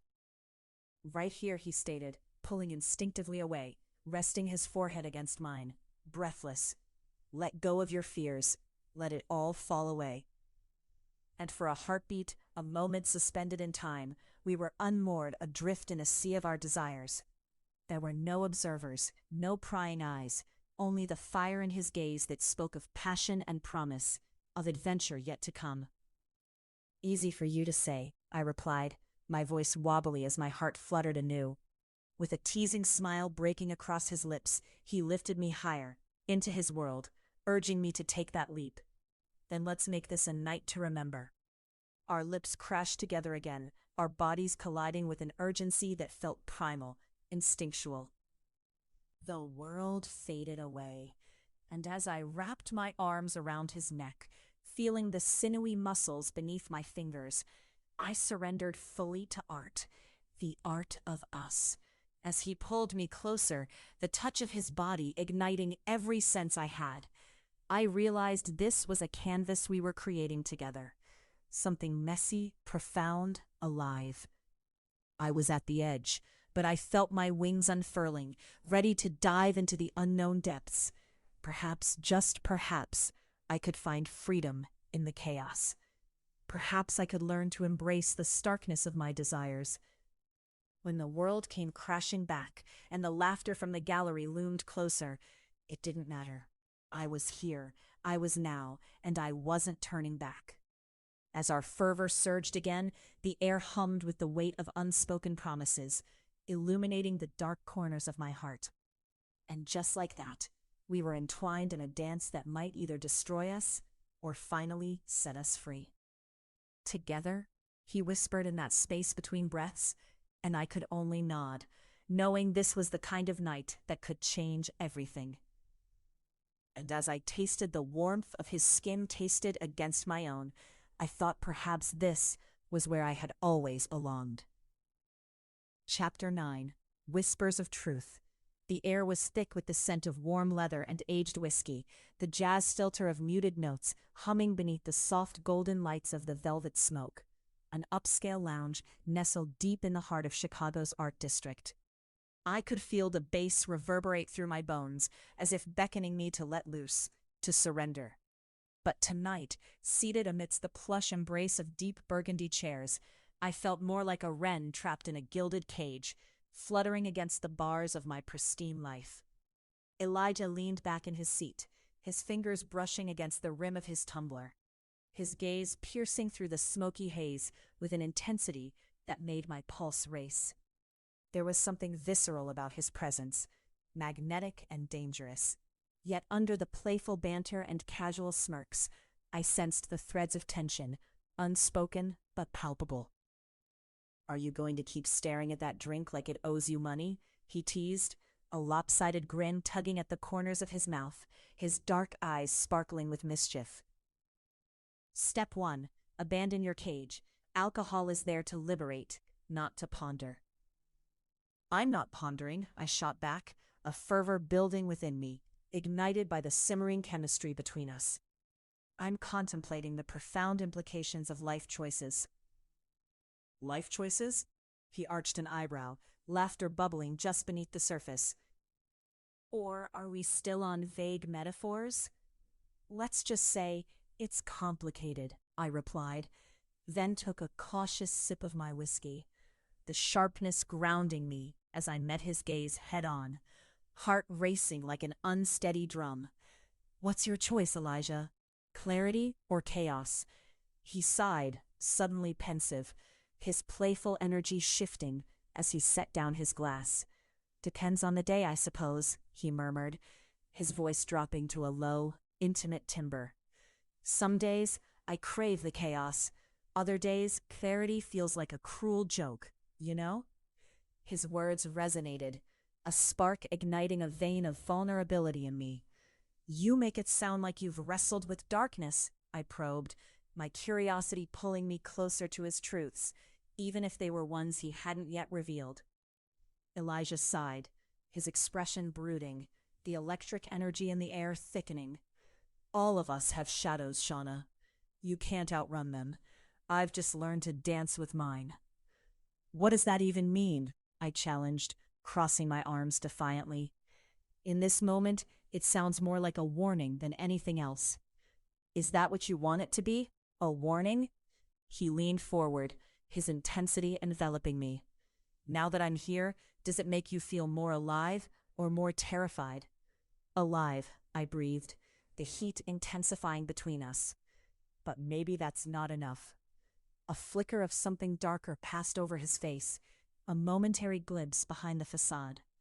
You think you want a taste of the wild, the unexpected, but chaos has a way of consuming what you love. Are you afraid of losing me? My voice trembled with the unanticipated depth of that question. More afraid of losing myself, he admitted, vulnerability unspooling in the air between us. You might just be the brightest light in a place full of darkness, and I'm not sure I know how to hold on to that. Maybe we both need to learn how to hold on then. My heart raced as I leaned in, the weight of our desires hanging just above us, like the precipice of a spectacular fall. He exhaled sharply, and suddenly the atmosphere shifted. Silence wrapped around us. Underneath the weight of his words, my breath quickened, a collision of longing and fear erupting with intensity that could drown us both. We were so close that I could feel the warmth radiating from his skin, the hint of cologne, a spicy, rich aroma swirling with the smokiness of the bar. An electric tension hung like threatening rain above us, and with it, an undeniable pull that drew me closer. His body leaned toward mine, and for a moment, the world fell away. The jazz softened, the bar faded into the periphery, and it was just us, lost souls tethered by a looming storm. But before I could summon the courage to bridge the final distance, laughter erupted from our left. A group of friends had just arrived, boisterous and carefree, shoving each other playfully as they took their seats. I turned, plucking us from the moment, but the raging storm remained just below the surface. Hey, what's this? The Deep Emotional Connection Committee? Called Michaela, her bright floral dress a splash of color amidst the muted tones of the lounge. A hint of sass graced her tone, but the twinkle in her eyes revealed nothing but warmth. I shot her a grateful look, trying to diffuse the tension that had mushroomed between Elijah and me. We were just about to dive into literary theory, make life choices over whiskey, I replied, injecting humor into the mix. Literary theory? Sounds more like an excuse to make out, laughed Devante, joining in as he plopped into the chair next to Michaela, obviously pleased with his own joke. Elijah shook his head smirking, and for a fleeting moment the seriousness faded. Guess you're inspiring a whole new genre of romance now, huh, Shawnna? Let's just say I'm exploring my options, I shot back, meeting his amused glance while keeping my rising emotions close to the chest. But the undercurrent of secrets lingered between us, unspoken and confounding. A round of shots arrived, their cool glasses glistening under the lounge's warm lighting. Cheers to life choices, Michaela proclaimed, raising her glass with a mighty flourish. and trying not to lose ourselves. To life choices, we all echoed, the laughter dazzling like fireworks. Yet, I felt the fracture. My gaze darted to Elijah, whose laughter seemed strained behind his grin. Something deeper brewed beneath the playful banter, a warning, juxtaposed with a thrill that pulled me closer to the edge of chaos. As the night wore on, laughter became a useful camouflage for the fire igniting within me. But each moment Elijah stayed seated across from me felt like walking along the precipice of yearning, his hidden truths looming like shadows over bright city lights. Eventually, our friends took to the dance floor, the pulsating beat drawing them into its electric embrace. I hung back for a moment, caught in my head, when I felt Elijah's eyes on me. There it was again, that pull, raw, undeniable. "Shawnna," he called, his voice like a thunderclap breaking through the music. "Come here." My heart raced as I moved toward him, the space between us filled with unsaid words. His hand gripped my elbow and pulled me closer, the rumbling bass now vibrating beneath us. "Dance with me," he urged, his breath warm against my ear as the reality of our chaotic attraction grasped at my resolve. "Right here." I hesitated, suddenly the center of attention amid the swirl of laughter around us. "Yes, right here," he affirmed, that spark turning to fire in his eyes, capturing me. Without another moment's pause, he led me to the dance floor, a rush of music, bodies, and laughter enveloping us. In that moment, I wanted to dance on fire, to embrace the madness that licked at my fingertips. We found a rhythm, our bodies weaving through the crowd, lost in a world of blurred colors and intoxicating heat. As I moved, I could feel the tension around us dissolve with every beat, our laughter harmonizing with the melody. I glanced at him, a twinkle of mischief dancing across his features, and I felt the weight of every unspoken word and every promise yet to be fulfilled coil taut between us. It was exhilarating, terrifying, raw, but suddenly the music shifted, a slower, sultry beat swirling in to take its place. The crowd thinned around us as I instinctively leaned closer, letting my hands rest on his shoulders, my breath mingling with his. I could see my reflection in his intense gaze, fear, desire, and something darker lingering just below the surface. "Shawnna," he murmured, his voice thick with uncharted emotion. "Do you realize how easy it would be to get lost in this?" "You think I want to get lost?" I asked, my heart hammering as I knotted my fingers in his hair, feeling every electric inch of his taut body. "Maybe it's what I need." "You think we're both ready?" He brought me even closer, our bodies consuming the space between us as he brushed his lips against my ear, igniting every nerve ending I possessed. "Chaos has a way of exposing us, Shawnna. I want you to know that what's between us, it could become dangerous." "Dangerous," I echoed, relishing the word, letting it linger like an intoxicating note in the thick air. "Maybe I like dangerous, Elijah. Or maybe I'm just tired of playing safe." In that moment, something shifted. With desperation and intensity, he crushed his lips against mine, the world crashing around us as his mouth explored me, fiery, insatiable. It wasn't just a kiss, it was a reckoning of everything hidden beneath the surface, released in a storm of fury and passion. I melted against him, succumbing to the heat that radiated from him, intoxicating me. The gravity of the chaos enveloped us, our breaths mingled, heartbeats synchronized as desire seized us both in a dance of fervent intensity. It was electric, the desperate push and pull, drowning us with a need that threatened to consume everything in its path. In this whirlwind of emotion, I felt an unexpected vulnerability from Elijah. His kiss was both gentle and frantic, revealing layers of him that numb pride often obscured. I sensed a need within him, his essence, furious yet tender, begging me to trust in the wildness of this moment. A crash of glass pulled me toward reality, breaking the spell. My breath quickened as I glanced toward the shattering sound. A table had toppled, scattering shards of laughter and surprise through the bar, the disturbance slicing through our heated embrace. Everything felt like it was unraveling, and every conflicting emotion welled within me like a storm. I was exhilarated and terrified, alive yet ensnared. But there was something fundamentally soothing about him in that moment, as he pulled back, eyes dark with intent.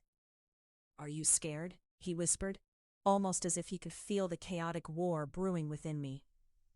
"Not here," I replied, though an inkling of trepidation burrowed deep in my gut. But the stakes are higher than I thought. The tension shifted again, morphing into something else. An intense connection sparking between us, both of us aware of the precipice we were teetering on. Chaos or clarity were no longer a choice. They were the fabric of us, woven together tightly in this dizzying dance. "So what's it going to be?" he asked, his voice low like a promise caught on the winds of uncertainty. "Do you want to fly or fall?" Caught between our messy explosion of fire and the unpredictability of consequences, I felt myself latch onto the moment. The truth of it whispered loud and clear. I was done being caged. With every last ounce of courage I could summon, I leaned closer to him, ready to embrace whatever chaos lay ahead. "Let's find out," I breathed, sealing my resolve with one last lingering kiss before the world intruded once more. As I pulled away, his expression was fierce yet searching. An invitation, burning bright with buried desires and unspoken challenges that danced around us. It was a piece of us both, a fragile, tangled promise for whatever lay ahead. "Together?" he asked, his voice barely more than a whisper. "Always," I affirmed, more certain than I had ever felt, ready to dive, to embrace the wild and unraveling journey that awaited us both. As the night wore on, the shadows became our allies, flickering with the promise of truth. Chapter 10. Fleeting Moments. The late August sun hung low in the sky, painting the world in remnants of gold and rust. From the sprawling terrace of the museum, the view was breathtaking.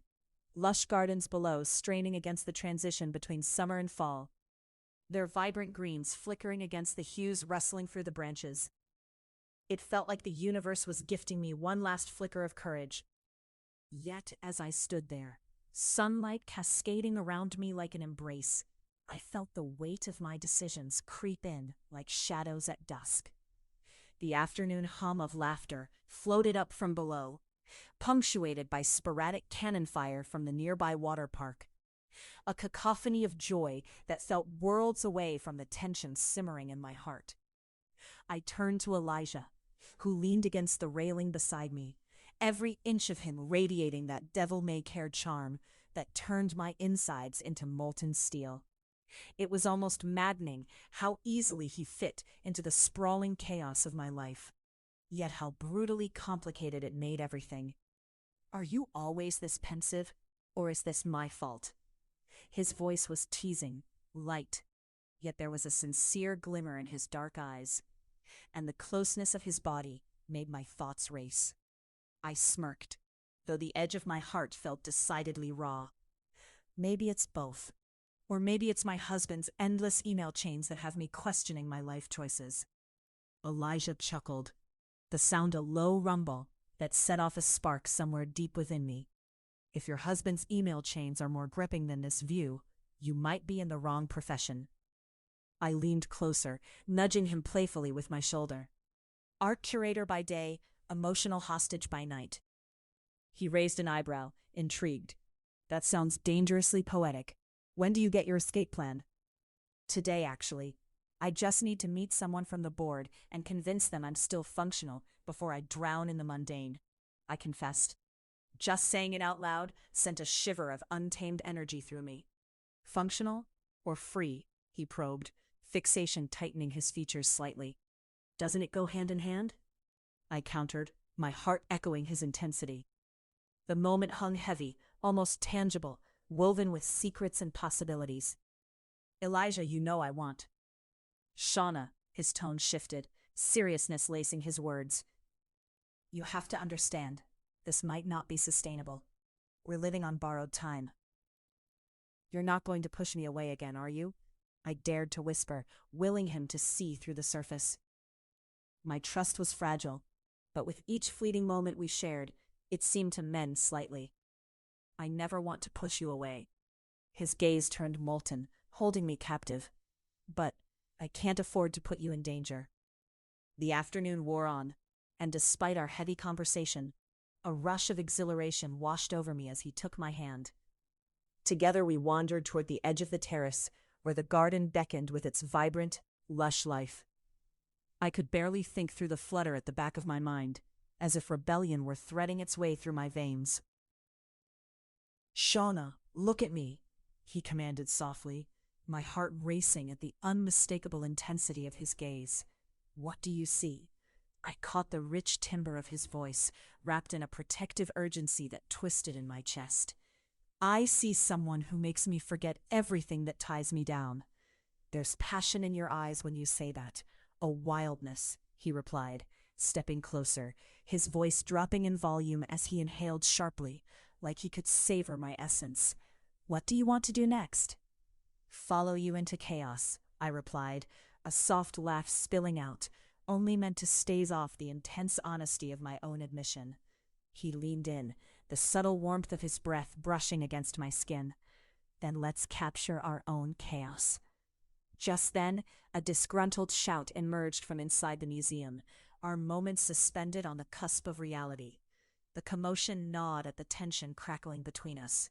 "Not now, please," I groaned, glancing back toward the entrance, where my friend and coworker, Marissa, barreled through the door, eyes wide in disbelief. "Shawnna, there you are," she exclaimed, her cheery demeanor struggling to rein in the outrageous news. "You won't believe the drama I just walked into." Elijah and I exchanged exasperated glances, the ethereal moment we had, bubbling with excitement, evaporating between us, leaving behind laughter instead of passion. "No, no more drama. Remember my motto? Keep the art, lose the sideshows," I replied, before Marissa could spill forth. "Sorry, you know that's an impossible task at this museum." Her laughter remained contagious, her eyes dancing between us.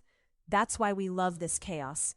But seriously, wait until you hear about Marcus being caught with Dev." I raised a hand, cutting her off and biting back a smile. "It's about to get more scandalous? Oh, please continue." "Let's just say he won't be getting his exhibition soon." "Is that because Dev's now blackmailing him for dates?" Elijah chimed in, his sly quirk piercing through the weight of our earlier conversation. $50 says the board has decided to intervene in their soap opera," Marissa added, with a smirk.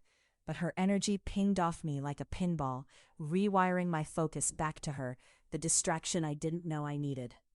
Elijah sighed, but maintained his playful banter.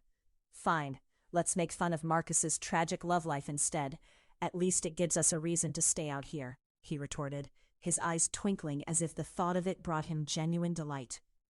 "And what about your tragic love life?" Marissa nudged, grinning widely. "I mean, I'm dying to get the deets on this cutie I keep seeing you with on your socials."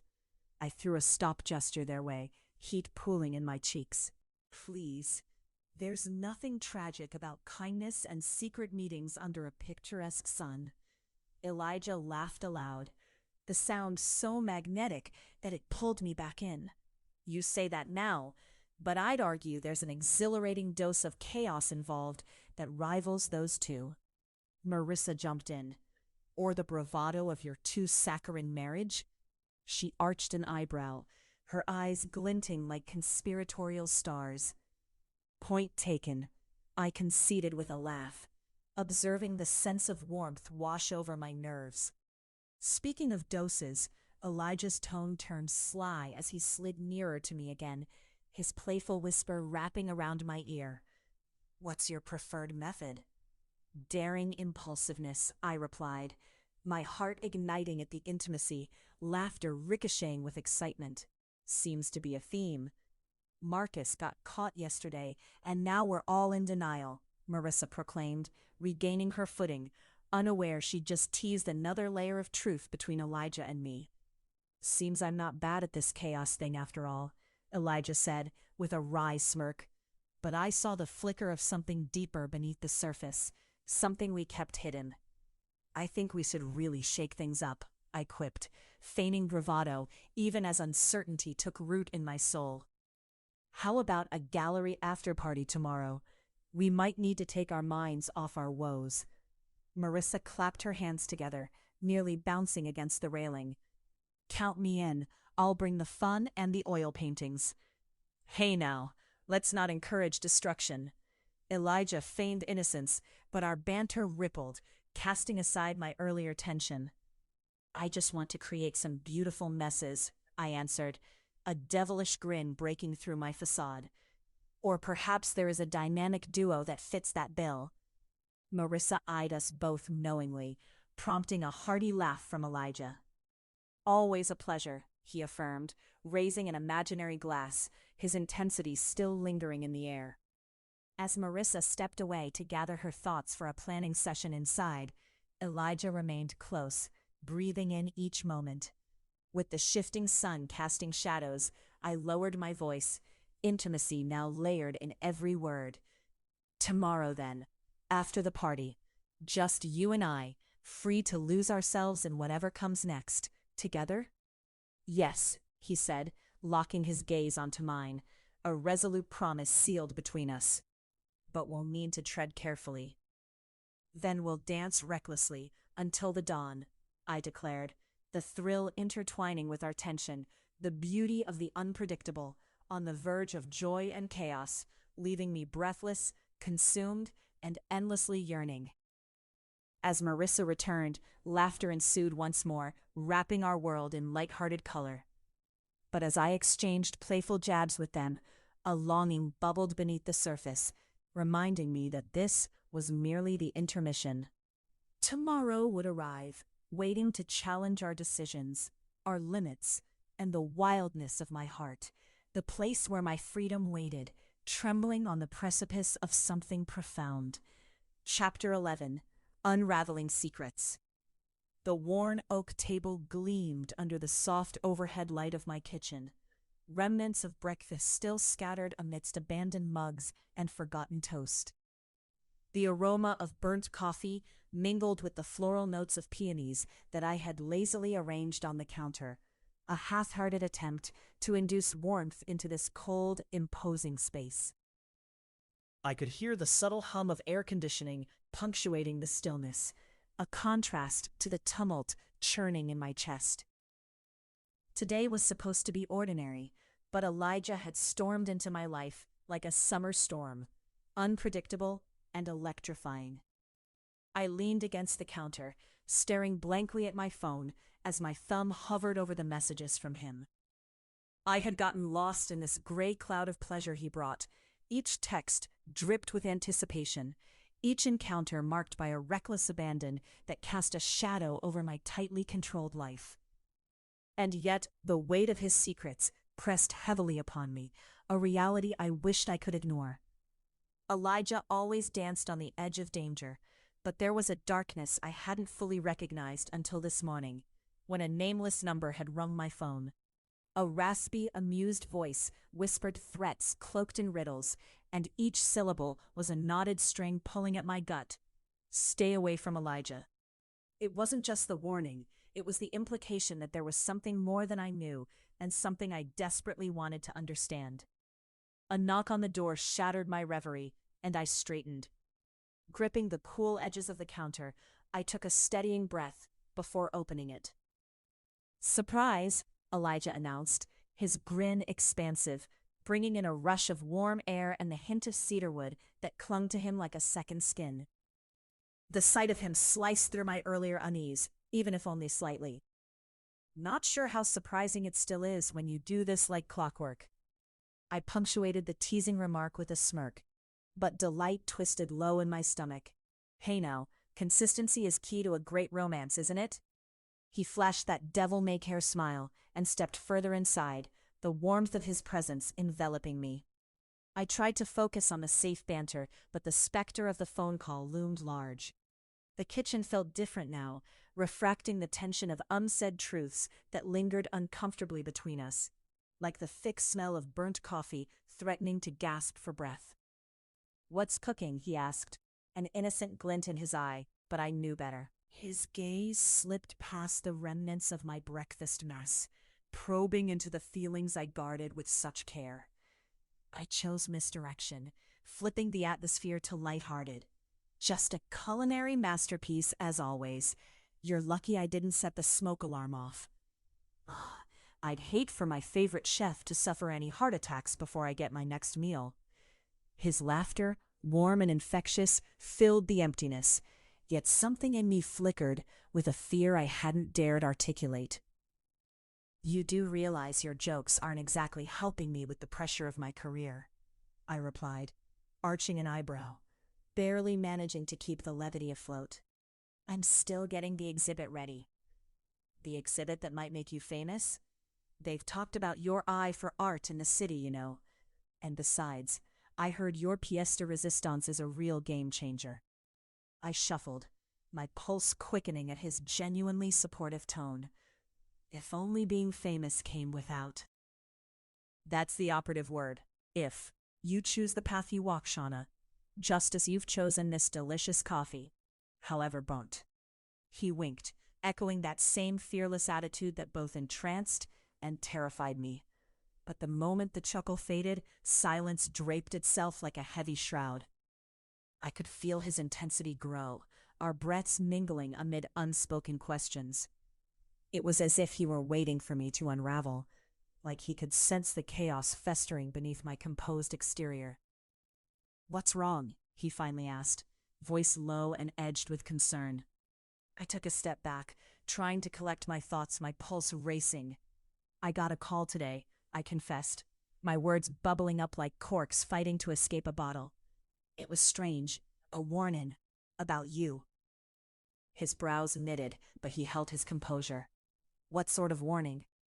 "Things that made my stomach twist. They said to stay away from you." A flicker of something darker crossed his features. "Who?" I dared to meet his gaze, searching for that spark of sincerity that had drawn me to him from the very beginning, even if I had been fooling myself about the implications of it. "I don't know. The number was blocked, but it sounded serious, Elijah. And it's not just this. There's too much happening. I feel it." He stepped closer, tension coiling between us like an electric surge. "Shawnna, I can assure you, nothing will happen to you. You've seen the very little I've allowed you to see, but that's because I want to protect you from the chaos." Protect or confine? I resisted the urge to turn away and focused on the warmth sparking from his body, an alluring comfort that wrapped around my fears. "I want to understand your world, Elijah. I need you to trust me, even if it means facing something dangerous." "Dangerous?" He chuckled, but it was strained, taut as the wires of a storm, an uneasy shield. "Do you know what dangerous means, Shawnna? I don't want you to be subject to my recklessness." "Isn't that what life is about? Recklessness? This?" I gestured wildly, the heartbeat of our interaction thundering in my ears. "This attraction between us. It's reckless, but bad things can't always overshadow the good, can they?" His eyes darted, contemplating, and he reached for my hand, a tremor running through me as he skimmed his thumb across my wrist. "Some good can be worth the risk, but there are some parts of my life I can't share. Not yet. Don't do that, Elijah. Don't shut me out."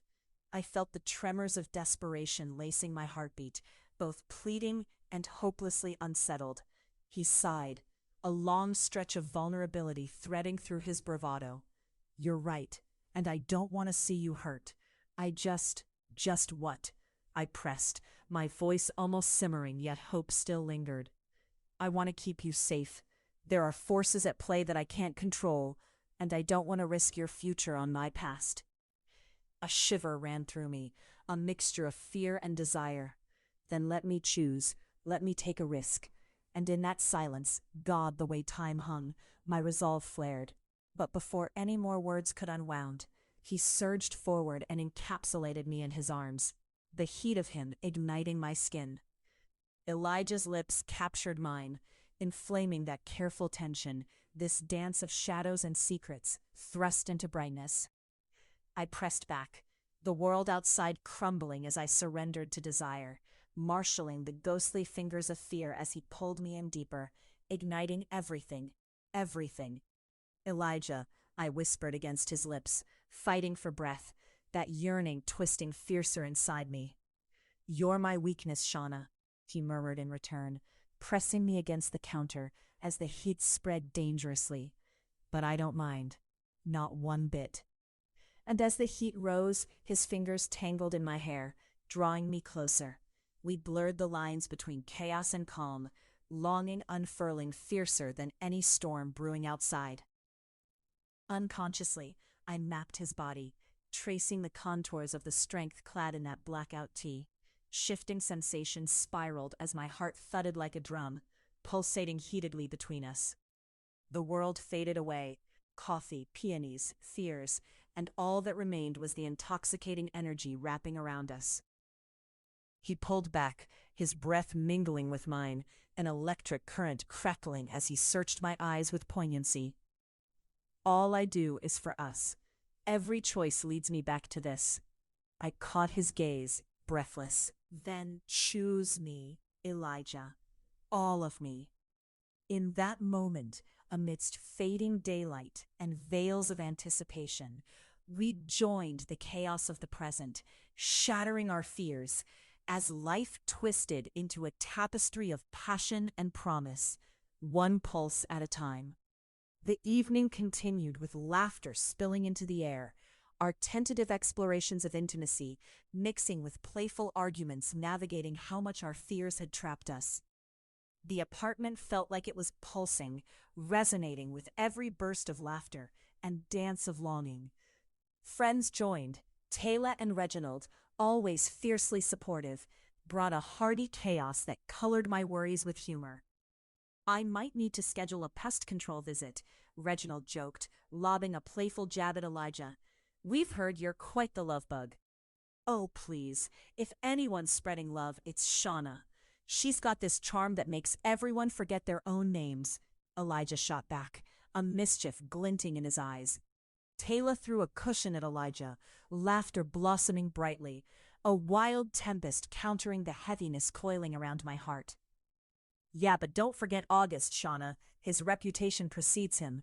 She punctuated with a conspiratorial grin, making Elijah squirm in mock horror. August? I echoed, turning to Elijah, who rolled his eyes dramatically. I can hardly be blamed for the circus of chaos surrounding my reputation. You know better than that. Well then, I grinned, tugging the warmth of the moment close. How about we schedule a romantic early morning crescent roll competition? I don't mind losing. He cut me off, smirking. Not happening. You know my culinary skills peak at toast. Are you trying to sabotage my reputation further? And amidst our banter, pillow fights, swelling embraces, and simmering laughter, I chose to let my troubles drown, if only for a moment. The tides of our lives surged around us. But oh, in those cherished chaotic minutes, I felt a clarity blossom within the turmoil. I would find my voice, my path, and I would navigate this danger alongside him.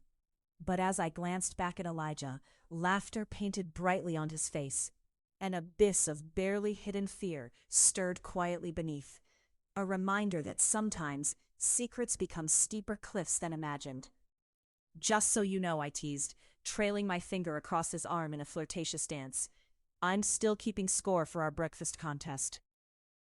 Good luck with that, darling, he gritted teasingly, but the mantle of darkness still flitted behind his eyes, forcing its way back into my mind. And perhaps therein lay our battle, the pulse of electricity vying against the consequences that would lead me to the truth, one that might forever alter the dance of our lives. Chapter 12. Confronting Reality. The morning light slicked through the sheer curtains, casting a gentle glow across the kitchen, a serene facade that belied the storm brewing beneath. I stood at the sink, hands submerged in warm, soapy water. The clinking of ceramic plates, the only sound breaking the tension. It was a task as familiar as breathing, yet today my mind was far from the simple rhythm of washing dishes. The warmth of the water contrasted with the chill in my heart, a reminder of my own restrictions. Shawnna, sweetheart, my mother's voice called from the hallway, its saccharine tone already grating against my unraveling nerves. Could you come help me find the linens? I can't seem to remember where I put them. Sure, Mom, I replied, forcing a smile that wavered under the weight of my thoughts. The truth was, today was not like the others. The memory of Elijah's eyes, dark and stormy, was still fresh in my mind, igniting a wild fire within. They had burned through my carefully curated world in one fleeting moment, and now I felt both alive and trapped. As I exited the kitchen, the humidity of the summer morning wrapped around me, dense and suffocating. My skin prickled with the sweet, cloying scent of honeysuckle, but even that beautiful fragrance failed to mask the anxiety curling in my gut. My mother was rifling through cupboards, the rustling of linens echoing my own chaotic thoughts. "Here they are," she said triumphantly, pulling out a frayed tablecloth as if it were a rare treasure. "Great," I replied, but I hardly heard myself. A mental chorus of my responsibilities drowned out her excitement. The elegant gallery opening loomed closer, a date set to scrutinize my life, my choices, and the mess I was trying to keep hidden. And then there was Elijah. How could I even entertain thoughts of him with everything at stake? "Shawnna," my mother's voice was suddenly sharp, pulling me back into the moment. "Is everything all right?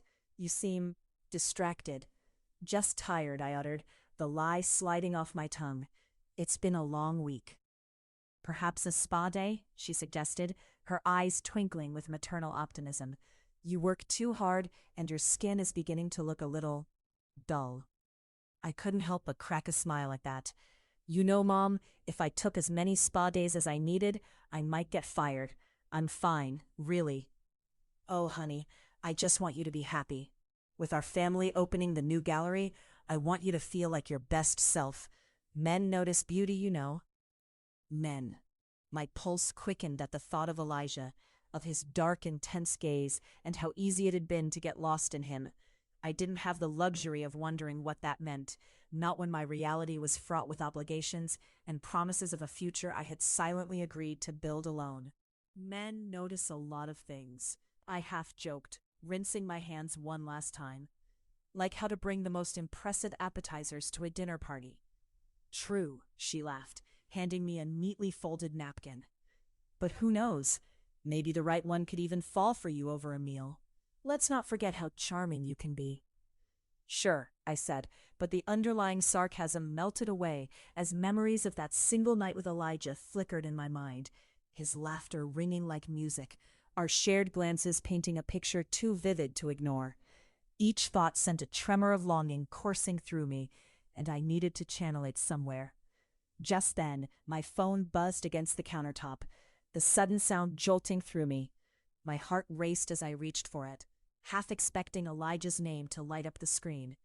Instead, it was a generic notification that fizzled out the anticipation.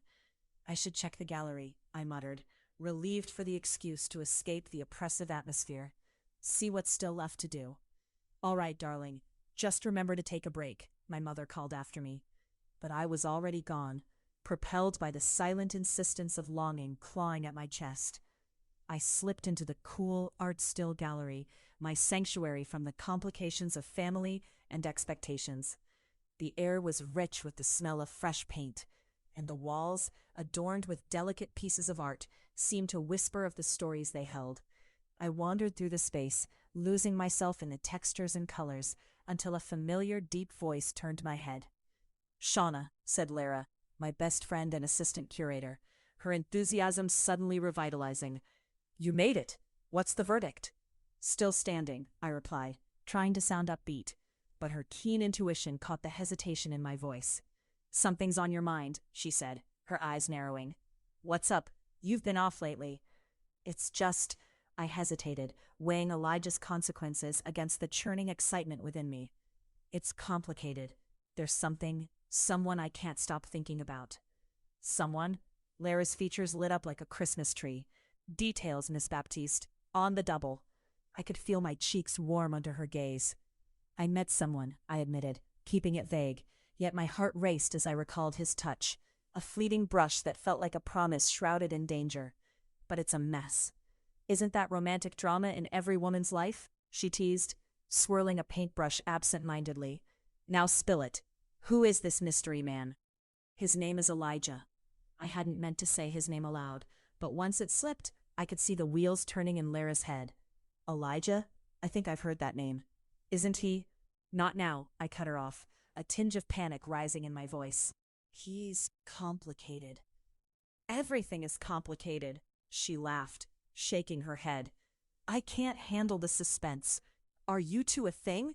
Not officially, no. The words fell flat between us, like bricks landing in quicksand. He's an artist, works on some installations. We had an affair, she interjected, eyes wide. Please don't call it that. I winced at the stark definition, even if it was accurate. It was just one night, full of heat and desire, she grinned, wiggling her eyebrows. Don't leave out the juicy bits. In the middle of my life chaos, Laura, I exclaimed, throwing my hands up.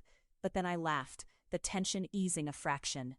I'm practically stuck in a gilded cage. The last thing I need is complications. Then break free, she challenged, crossing her arms. Do you really want to live up to everyone's expectations? A perfectly curated life with the right husband and perfect career? That question echoed louder than the clanging of my own insecurities. What do you mean? Her eyes softened, recognizing the struggle within. Shawnna, you have the power to create your own narrative, not just sculpt other people's. Don't trade your authenticity for security. A gust of wind rustled the open windows, sending a shiver down my spine, and I felt the walls close in on me. What if I lose everything? Or what if you snag the life you've always dreamed about? She countered, her voice low but passionate. Forget your mother's linens and safety nets. Live a little. In that brief moment of clarity, I wanted to scream, cry, and dance all at once. The gravity of my surroundings dimmed, and suddenly the suffocation receded. I felt vibrant, alive, a whisper of what could be. Don't you think I should focus on the gallery? I muttered, but my heart raced with recklessness. Focus on what you want, she insisted. And then maybe, just maybe, there's a chance you might have him. What about the consequences? I protested weakly, but I heard the flicker of hope in my own voice. Life is fraught with consequences, she shot back, her smile wide and encouraging. But isn't that what makes it worthwhile? A thrill here, a heartache there. Risk it. Before I could respond, Laura pulled out her phone. There's a party tonight. You should come. Get back in the swing of things. Revel in chaos. The gallery opening is tomorrow, I retorted. We'll celebrate it there, she chirped, dismissing my concerns. It'll be fantastic. Trust me. You know I make world-class events happen. As I stood there, the adrenaline of possibilities rippling through me, I knew one thing. I had to feel. What would it be like to taste that unquenchable rawness again, the breathless exhilaration of Elijah's touch? The thought made my pulse race. All right, I finally said, a newfound resolve sparking inside me. I'll come. Laura clapped her hands. Perfect. Now go home and what? Embrace being messy? I finished, smirking. She laughed, and I found myself swept up in her excitement. Yes, life is too short for the ordinary. Let's make chaos a part of your story tonight. As the afternoon sun streamed through the gallery windows, illuminating the canvases with a golden glow, I could feel my heart pound with the echoes of laughter and potential. I was alive, caught in a whirlwind of warmth, ambition, and undeniable desire. It was time to confront reality, but even more importantly, I would confront myself. Stepping back into the world outside was no longer just a looming fear. Tonight, I was going to embrace the wildness within and make choices for my own heart, even if it meant facing the explosive potential of what I might unravel in freedom's name. I picked up my phone. There would be a time to connect with Elijah again. I would call him, but only after I tasted the pulse of living my own truth. For now, I would allow the chaos to swirl around me, and somewhere in its eye, I hoped to find clarity. Shawnna, Laura called, breaking the spell. Party prep, remember? With a grin, I turned to follow her, anticipation bubbling within me.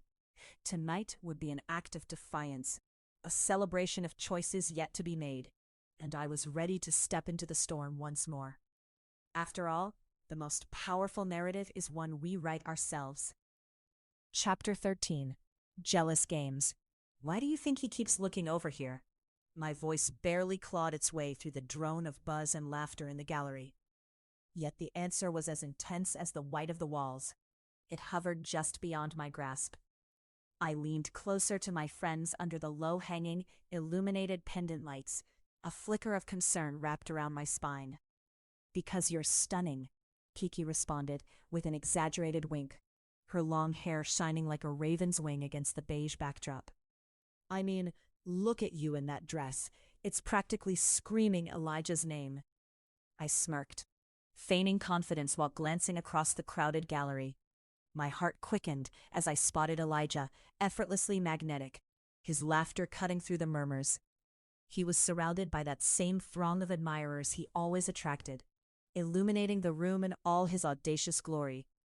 But now there was someone else, an exotic woman with an easy, sultry smile, swaying a drink in her hand, her laughter cascading over the gathering like a warm breeze. "Great," I muttered, mentally berating the sudden pit forming in my stomach. "Exactly what I need tonight. Just what I need." "Stop that," Tisha interjected, her sharpened gaze sliding between me and Elijah. "You guys are practically a rom-com waiting to happen. Whatever she has, you have 10 times more."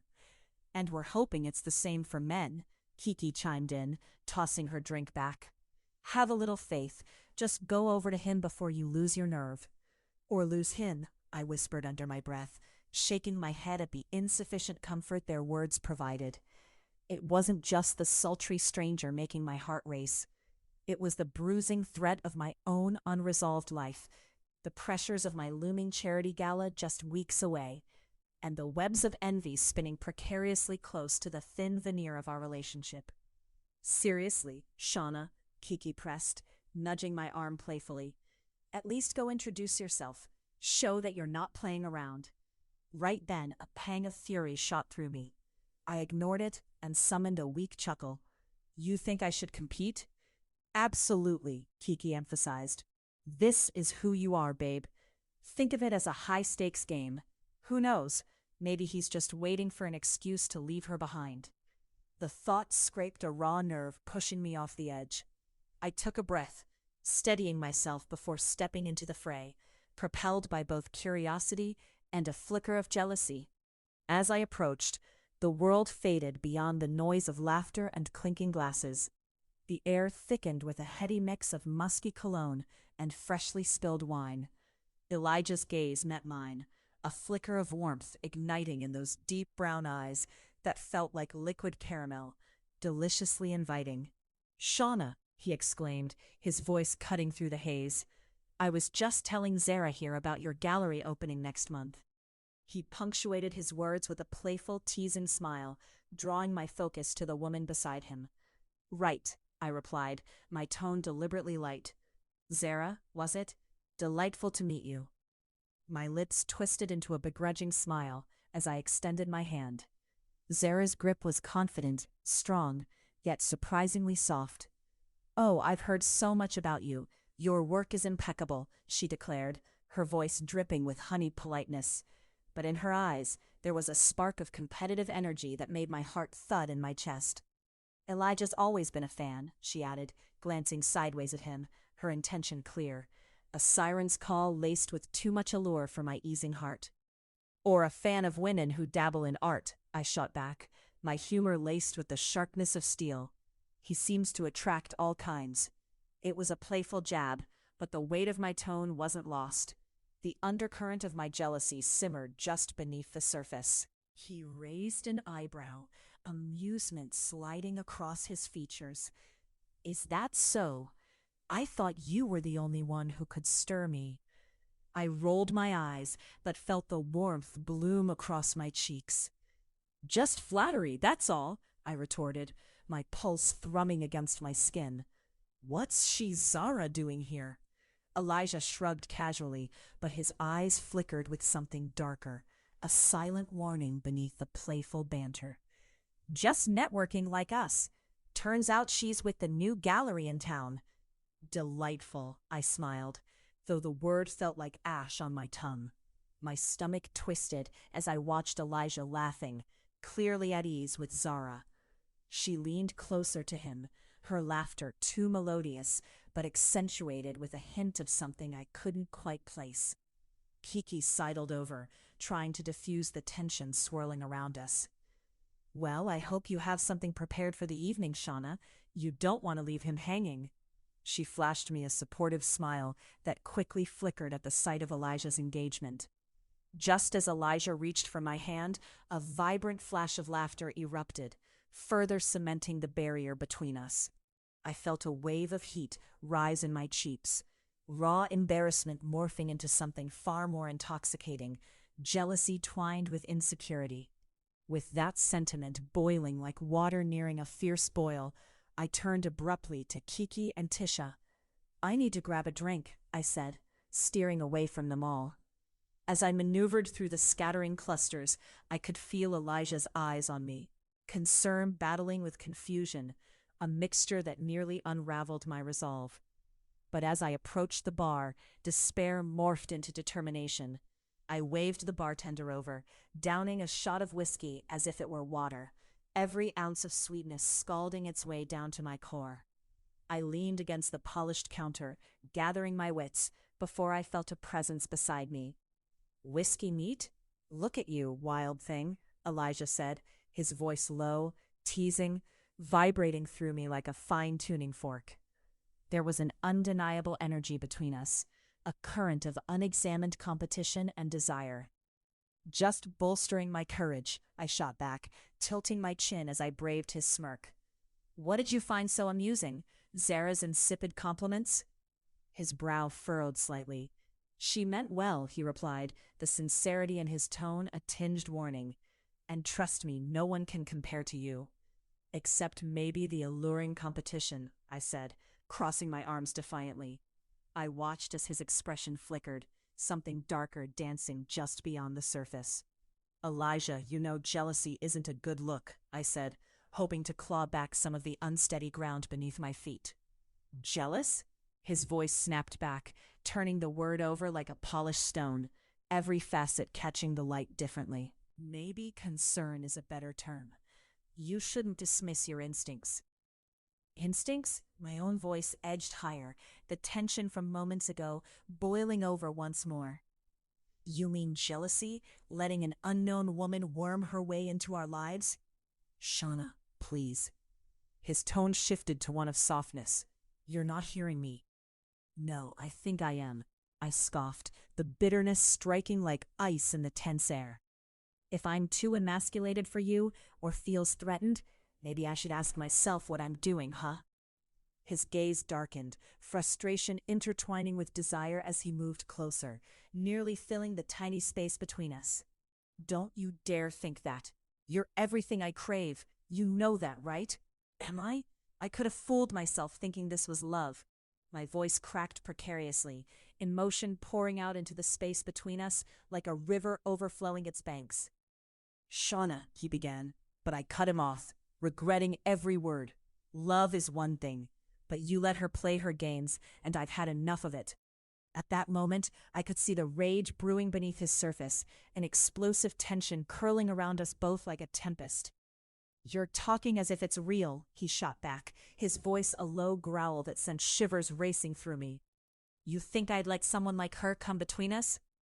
Suddenly, the anger flared between us like an inferno, igniting everything held back in our heated whirlwind of unspoken passion.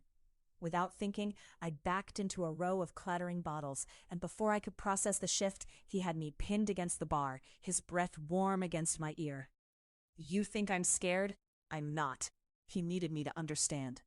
"But if you can't trust—" "I just don't want to lose you," I whispered, the honesty of it crashing like waves. The vision of him with Zara sank deep, yet his touch ignited a thrill, stoking the embers of desire long buried. "You won't lose me," he said, his voice raw, intensifying the heat surging through our connection. He planted a bold smile, one that shimmered like a promise. "But you need to stop playing games that don't exist." "Maybe it won't hurt you to be a little more transparent," I hissed. But as our eyes locked, that heat transmuted. Every measure of uncertainty that had strained our bond melted, igniting an undeniable spark. With a shift in his stance and heart quickening, those barriers between us crumbled as we collided fiercely, hunger suddenly reigning over anything else.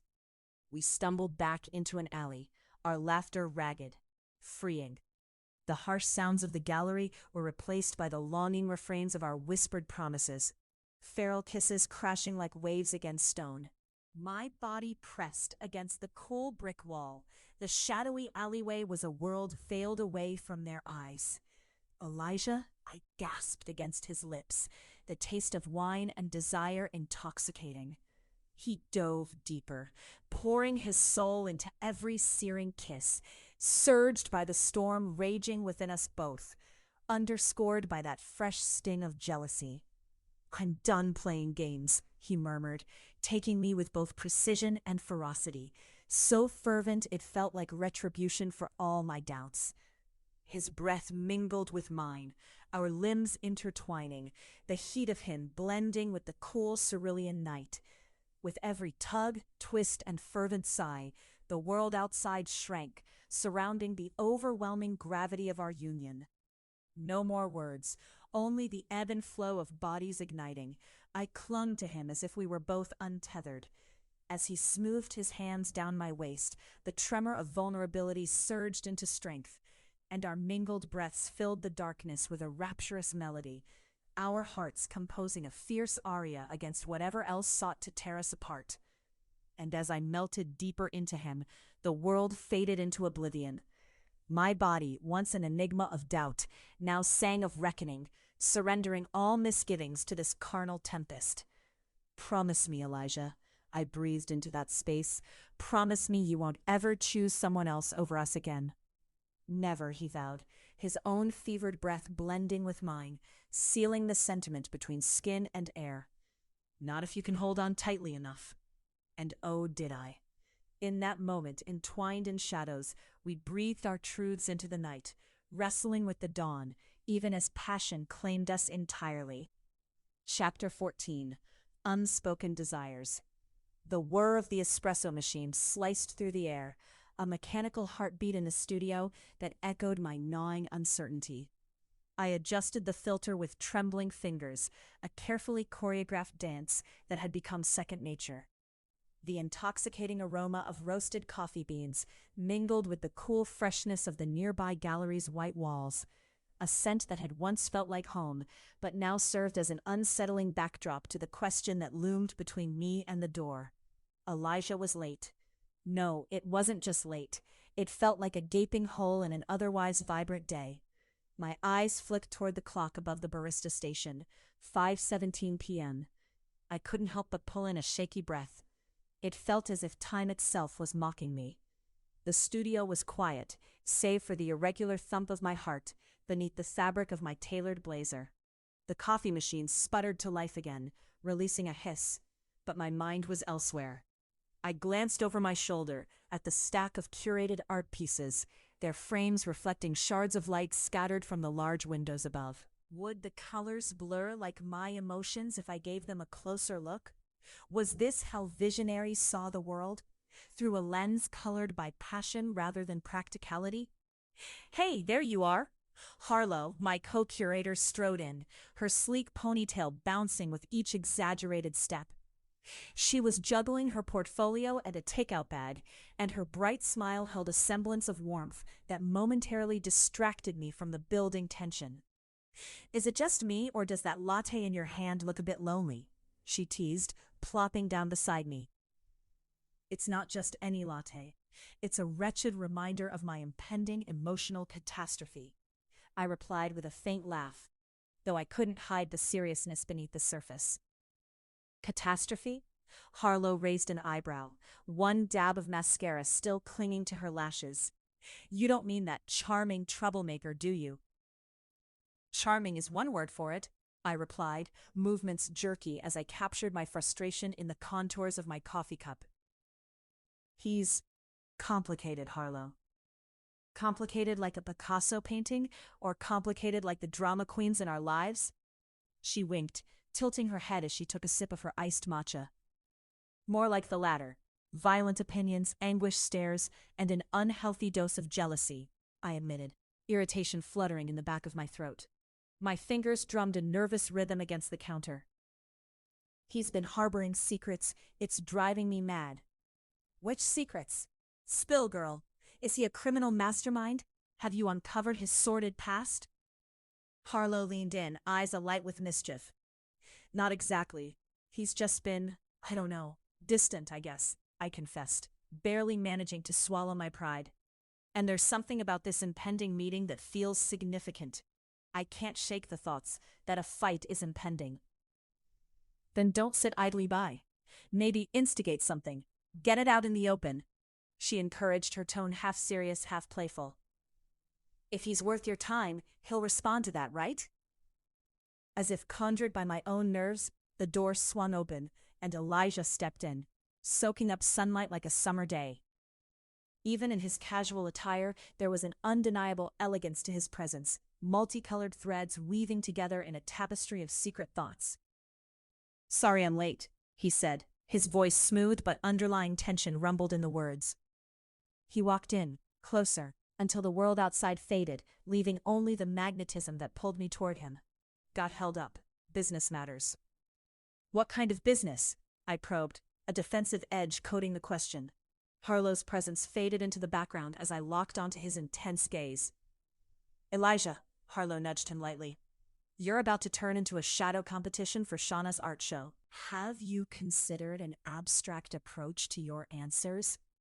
He smirked, but switched gears quickly, his expression tightening in a way that made my heart flutter uneasily.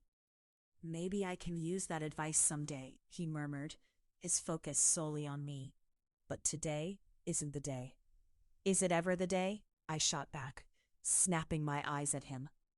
One of us would need to know how this meets your obligations, right? Isn't this where you reveal how precisely you plan on giving me an explanation? A flash ignited in his dark eyes, and the palpable tension coiled between us like an audible thread snapping. Harlow disappeared further into the frame of ordinary existence around us, leaving Elijah and me teetering on the brink of something explosive. I don't want to keep secrets, Elijah began, his voice lowered, earnest. His fingers wrapped around my wrist, sending sparks cascading across my skin. But trusting you with this, it's delicate, and I can't risk it. Risk what? I stepped back, the warmth of his hand feeling like an ember against my fraught heart. Your silence? Your fear that I'll reject you? Or is it that I'll never truly understand? We're both keeping our cards close here, Elijah. You don't see the stakes, he insisted, jaw tight. Maybe I'm too exhausted to even play the game, I shot back, the words escaping before I could hold them back.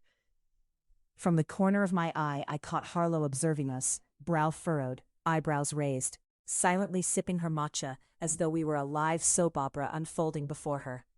Elijah's gaze darkened, a storm brewing beneath the surface. This isn't some game to me, Shawnna. No, this is real life. Your real life and my caged existence, I spat, anger like acid. Every time you give me just a taste of what you hide beneath your playful exterior, I feel flames and ruins colliding with my desire for something stable. I want to understand you. Stability? You think stability walks hand in hand with desire? He fired back, growing closer, his fingers curling where they'd once slipped away. Stop trying to deflect, I exploded, my heart racing with the hurt bubbling beneath my skin. You act like your secrets make me weak, when all I want is the whole you. But instead, I have this shadow. Do I still need to show you that, huh?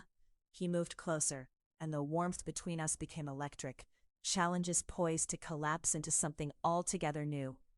Harlow cleared her throat awkwardly. If you two want to find a closet somewhere.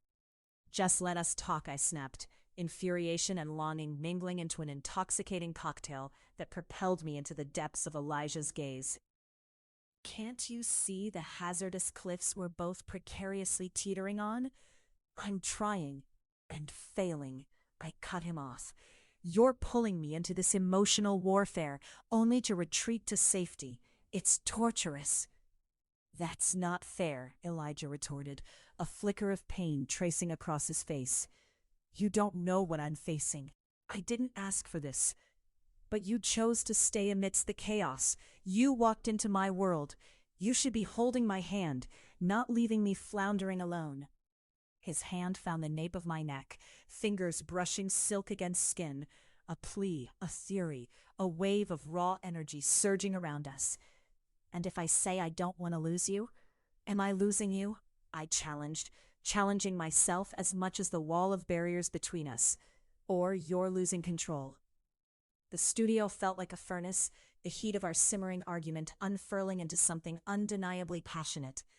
His mouth was suddenly closer, like a drawn arrow pulled taut, ready to release all the desires tangled in our thoughts. No. His breath broke the tension, and the air crackled as his lips whispered against mine. You need to decide if you're ready to step into this. Of course I'm ready, I breathed, caught in the flare of his urgency. But for the last time, what is this becoming, Elijah? Let it be more than a tempest. You're everything I want. He grounded himself against my ribcage, his eyes ablaze. And I'm scared it may all just burn us. Scared of what? I tilted my head, lips brushing against his as I shot back with playfulness amid chaos. Because I'm not scared. I'm at my finest when chaos reigns. Then let's cause some. He leaned in closer, our mouths colliding fervently. The wild pounding of my heart echoed not just the fight, but the rush of something deeper, a longing that challenged the very edges of our control. Together, in a haze of heat and undeniable passion, we surrendered to gravity's pull. Each kiss spoke volumes, whispering promises mingled with turmoil. The world pulsed dimly around us, forgotten and far away, as our bodies molded and merged. Let's just forget everything else for a moment, I whispered against his lips, feeling the blade of our tension soften beneath warmth. Here and now, he replied, wrapping me in his embrace, the flickering flames of our previous furies turning into something combustive but beautiful, a fire worth dancing within.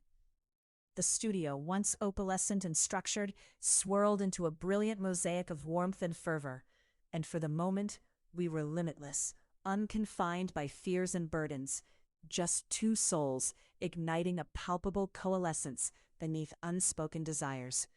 And before I knew it, I melted into his embrace, our breaths mingling in the hum of laughter and whispered secrets. In the delightful chaos, everything else faded just enough to allow the intimacy of the moment to cradle us in safety we both craved. I don't regret you, Shawnna, he murmured, lips ghosting my shoulder. Neither do I. Even when you make me furious, I replied, laughter erupting amid our tangled limbs. The peace of our shared reckless abandon wrapping around us like a tender blanket. Because amidst the whispers and fervent clashes, one thing had become clear. Every moment we faced together was a step into the expanse of all that lay ahead. I felt alive, clinging to that bright spark, ready to face whatever storm came next. Chapter 15. Trial by Fire. Can I just ask you one thing? My best friend Jessica's voice cut through the muted chaos of the art gala, threading its way through the warm clinks of glasses and distant laughter. I turned, half listening, an etched smile barely masking my inner turmoil as she squeezed my forearm. The faint scent of the lavender perfume I'd splashed on earlier mixed with the alluring notes of ripe fig and cedar spilling from the hors d'oeuvres. What's that? I replied, attempting levity. The gala shimmered around us, its opulence a stark contrast to the roiling emotions beneath my surface. Why are you still with him? Jessica's brows furrowed, the concern lining her features wrenching at my heart. I mean, he's wonderful, successful, ambitious, I interjected, a little too defensively. Controlling and suffocating, she shot back, her tone dropping, knowing how to navigate the tightrope of my pride. Just hear me out. When was the last time you actually felt free? I ground my teeth, feeling the sharp slice of guilt cut deep. You know it's not that simple. I searched her eyes for understanding. The reality of Daniel's quiet, all-consuming grip on my life was one I had buried deep, alongside my own ambitions and passion. Shawnna, she pressed, You're an artist at heart. Curating is what you love. Not this gilded cage. Don't pretend it's not weighing you down. A laugh bubbled up unexpectedly, sharply alive in the gathering night. How poetic. Gilded cage. You should write sonnets. I pinched myself. This wasn't the moment to unravel. More heat stirred in my chest, almost stifling, buoyed by the fact that I hadn't even seen the best part of this evening. Elijah.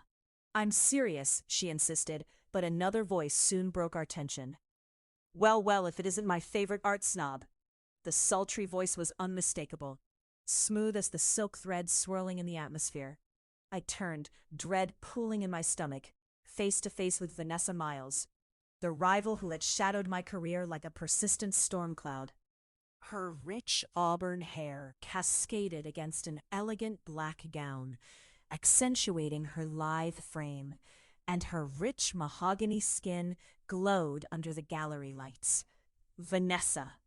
My greeting was curt, laden with years of rivalry. So what do I owe the displeasure? Is that how you treat a fellow curator? She stepped closer, feigning innocence, while eyes glinting with mischief. I'd heard you'd finally made it into the big leagues, but standing in the presence of true talent must feel overwhelming. I came to offer encouragement. I clenched my fists, tried to breathe through the growing tension. Encouragement? Is that what you call it? I call it reality.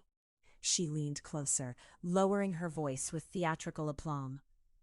But I can see you spend all your time listening to Daniel instead of pursuing your own dreams. Something bitter turned in my stomach. Jealousy? Conviction? I shot a glance toward Jessica, who appeared ready to leap into action, but the swirl of tensions pulled tight. I won't take unsolicited advice from you, Vanessa. You're not exactly an angel in it for the art. In an instant, her glimmering smile morphed into something unhinged. Is that why Elijah is interested in you? Because of your sheer talent? She tossed back her head, laughter spilling out, caustic and cruel. Oh, wait, is it because he feels like rescuing a damsel in distress? Desperation ignited a fire in my chest. What's your point? I shot back, my heart racing beneath my fitted dress that felt more like armor than attire. Nothing, really, she purred, eyes flashing like daggers. Just that it is amusing to think you are a worthy match for someone like him. He's always been drawn to real artistry, not someone playing curator for a trophy wife. Jessica stepped in, arms crossed like a protective barrier. Why do you have to be that way?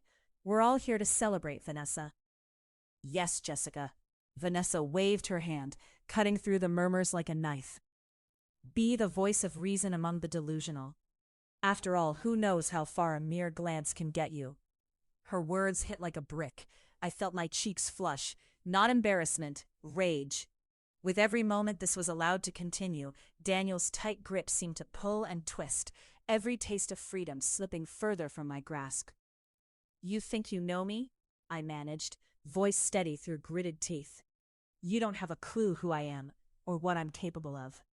I could feel the eyes around us gathering, pressure mounting as the laughter faded into a sharp silence. Well then, perhaps you ought to prove it, Shawnna. The satisfaction in her voice was palpable, electric. Tell Elijah to come over. I'd love to see how strong your hold is during an actual conversation with someone who doesn't thrive in a vacuum. Or are you truly relying on him to protect you? Okay, that's enough, Vanessa. Jessica stepped forward, ready to escalate. But I could feel the heat coursing through me, the kind that ignited with Elijah's very presence. Don't. Just don't, I said, forcing my gaze past Vanessa, searching for the vitality of Elijah's spirit. But she only laughed again. I'll see you around, Shawnna. Let's just say I'll be waiting to see if you can hang on to him. As Vanessa sashayed away, my heart thundered against my ribs. My world felt precariously positioned on a precipice, all control slipping. Dread circled like crows, leaving a bittersweet aftertaste. What was that? Jessica spluttered. Are you okay? I'm fine, I lied, my heart racing as I scanned the crowd, desperate for Elijah. Really? Because fine looks a lot like furious. Your rival just practically smacked you in the face. With each blink, visions of Vanessa's smile haunted me, a predator on the hunt. I hesitated. I need to find Elijah. Just as I stepped away from Jessica's worried gaze, someone grabbed my elbow. Elijah's familiar warmth radiated through my skin. There you are. I was looking for you. Relief washed over me, intertwining with colorless fear as I met the depth of his gaze, the imprint of my doubt smoldering between us. I need to talk to you, now. I pulled him away from the encroaching crowd, the hum of chatter swelling behind me as we ducked into a dimly lit corridor leading to the gallery's rear. What's going on? His brow furrowed, the confidence that always lit up his features dimming under my tension. Vanessa, I spit out between heated breaths. The things she said. The things she does, he returned sharply, anger leaking through. You don't owe her anything. Don't give her power over you. But, I hesitated, tracing the pattern of cracks in the worn floor. What if she has a point? What if I'm not enough? The silence stretched painfully, the shadows crawling along the textured walls. The scent of stale paint hung thick, a disturbing reminder of how stifled and vast my world felt at that moment. His hesitation stung like an unquiet truth. I know you're strong, Shawnna, he murmured, stepping closer, a mixture of vulnerability and command exuding off him. But this, whatever this is, don't let her control it. You are more than what she says. The weight of his words settled deep, sending a shiver of resolve through me. I'm tired of feeling like I'm caged, and then it happened. That small shift in the air, charged with electric possibility. Our breaths collided, mingled with the intoxicating scent of his cologne, a fusion of notes like sandalwood wrapped in warmth. Then break free. The intensity in his voice deepened, pulling me adrift between fury and longing. I closed the distance between us, standing on the precipice of my deliverance. What if I don't want to be alone in this anymore? Then don't be.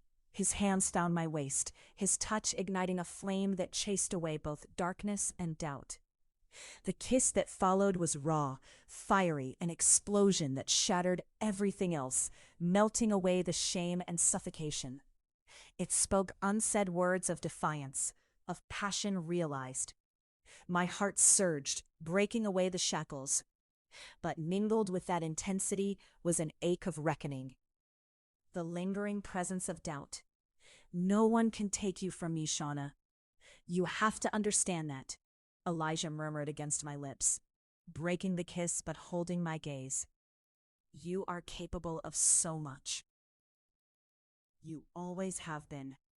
Maybe this heart, this spirit could ignite in unforeseen ways. And just like that, our rage transformed into passion.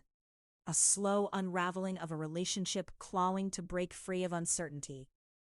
The world outside ceased to matter. It was just us, colliding in the labyrinthine depths of our desires. But darkness still lurked, skirted along the edges of this moment.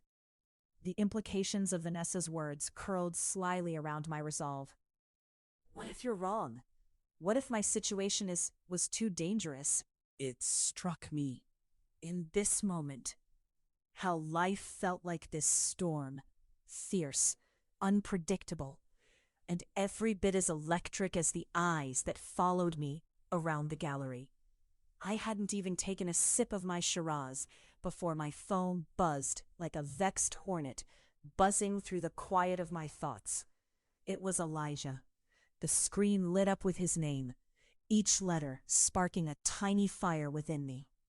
But under that spark lay the smoldering embers of frustration. He'd always known the words to twist and turn my insides, yet lately we seemed locked in a relentless dance, dizzying and spiraling. Hey, I answered, forcing my heart to quiet. Shawnna, where are you? His voice crackled through the speaker, concern pooling in the depth of his tone. At work, I replied tersely. In case you hadn't noticed, it's my job to, curate something other than our problems. Can we not do this again? The edge to his voice caught me off guard.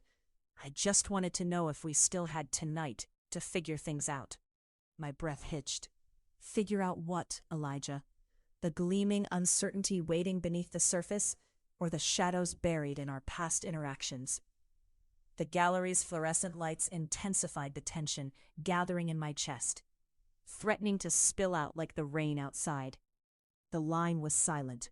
I could picture him running a hand through his hair, those strands falling in reckless disarray, which I used to find charming, until charm turned to something bitter. "Is this about your husband?" he asked, steadying himself with that signature calm I had so admired. "He's not the issue," I snapped, startling a few passing patrons. My voice startled even me. The truth thudded in my chest with every word. "It's you. You keep drawing me in and then pushing me away. Do you even know how maddening that is?" "Do I look like I'm in the mood to play games?" he replied. There was urgency crackling beneath his measured words, a tension I could feel radiating through the line, as if he were standing right in front of me. "There's too much at stake here." "Exactly. But you keep acting like I have nothing to lose." "Elijah, I need to know that you're not what? A charming illusion?" he interjected, venom lacing his tone. "Because you're starting to sound like a cliché, Shawnna. The wealthy husband keeping you from the thrill of life." "Maybe I want to be kept," I countered, heat rising in my voice. Was this fury merely an escape from the painful truth that lay at my core? "I don't want that for you. You're worth more than a gilded cage," he said quietly. There was a rawness to his words that brought a lump to my throat. I don't want to be the reason you lose everything." I could feel the longing beneath those words, a vulnerability that mirrored the tempest outside. My heart raced, not only from the memory of our bodies intertwined, but also from the knowledge that he was right. Nothing felt certain anymore. "Timing, right?" I finally said, putting down my glass with a clink that accentuated the gravity in the air. "You come crashing into my life with your reckless charm and passion, but expect me to make this choice now, on the cusp of everything unraveling? Why don't you just meet me outside? We can talk. I promise I'll explain everything," he urged. I hesitated, the weight of logic battling my reckless yearning. "I can't just leave," I whispered, looking at the framed paintings, each capturing bursts of joy and sorrow. I felt torn, dangling between the vibrant brushstrokes of possibility and the stark lines of my reality. "Shawnna," his voice softened. "Please, just this once." "I'll be there." The words slipped from my lips before I could reconsider, igniting a sense of fierce determination within me. It was time to capture both the chaos and clarity in my heart. The gallery was eerily quiet as I slipped through the double doors. The air had shifted from the cold, sterile feel of indoor light to the humid summer night, the scent of jasmine and rain enfolding me as if preparing me for what I had to confront. With the rain soaking the pavement, I caught sight of him standing under the awning. Elijah. His eyes glowed with a tempest of emotion, shadows dancing against his cheekbones. "You came." "I did," I said, taking 2 steps toward him, defiance mingled with desire. The streetlights framed his figure, making him look like an apparition conjured from my wildest dreams. But there was an undercurrent of tension flowing between us, charged with the weight of unspoken truths. "Shawnna, I need to be honest with you." He took a breath, one filled with that sweet musk of rain-soaked earth and something darker swirling beneath the surface. "There's something I haven't told you." "Then tell me." I clenched my fists, willing myself to stay steady. "I'm being blackmailed," he said, the confession hanging heavy in the air. "A crime syndicate discovered our connection. They're using it against me, against you." Shock flashed, shattering my heart like glass. "What do you mean, against me?" I stepped back, body trembling with disbelief. "You can't protect me?" "I have to keep you away from this. I'd rather..." "Rather what? Let them use me as leverage?" I lashed out, hating the tears that sprung to my eyes. You can't just keep me in the dark while you're suffering alone. There are things I need to resolve, Shawnna, but if I'm with you, I put you in danger. He stepped closer, tension rolling off him like the raindrops cascading down the awning. That's ridiculous, I snapped, moving closer to him, my emotions swirling. Because keeping me at arm's length is not keeping me safe, Elijah. Our eyes locked, the electric pull between us almost palpable. The undercurrent of unresolved longing crackled in the air. In that moment, the world fell away, leaving only our desires and our fears. But before I could register it, he lifted my chin, bringing our lips just a breath apart. Don't you dare let them take me from you, Shawnna. Fight for this. I let my pain flow free, loosening the shackle of restraint that held me. What do you want me to do? Stop being so perfect. His grin was playful, despite the gravity of our moment, and I couldn't help but laugh, shaking off the heaviness. Who knew vulnerability could be cute? I quipped, breaking the tension as another clap of thunder rumbled overhead. With a quick pulse of freedom, I grabbed the back of his neck and pulled him closer, against the backdrop of the storm. Our lips met, and time surrendered to the fire igniting between us. Each kiss was an umbrella against the chaos of our lives, a refuge of passion stitching us closer, layer by layer. Just promise you'll let me in, he murmured against my mouth, his breath warm against the storm that surrounded us. My response was a gentle nip at his lower lip, heat blossoming in my chest. Anything, I said breathlessly. The word hung between us, heavy and full. We fell into each other, bodies pressing against the cool brick wall of the gallery, the rain drenching our clothes. The moment was everything, passion, tension, and longing, all wrapped into one dizzying affair that had spent too many nights simmering on the verge of explosion.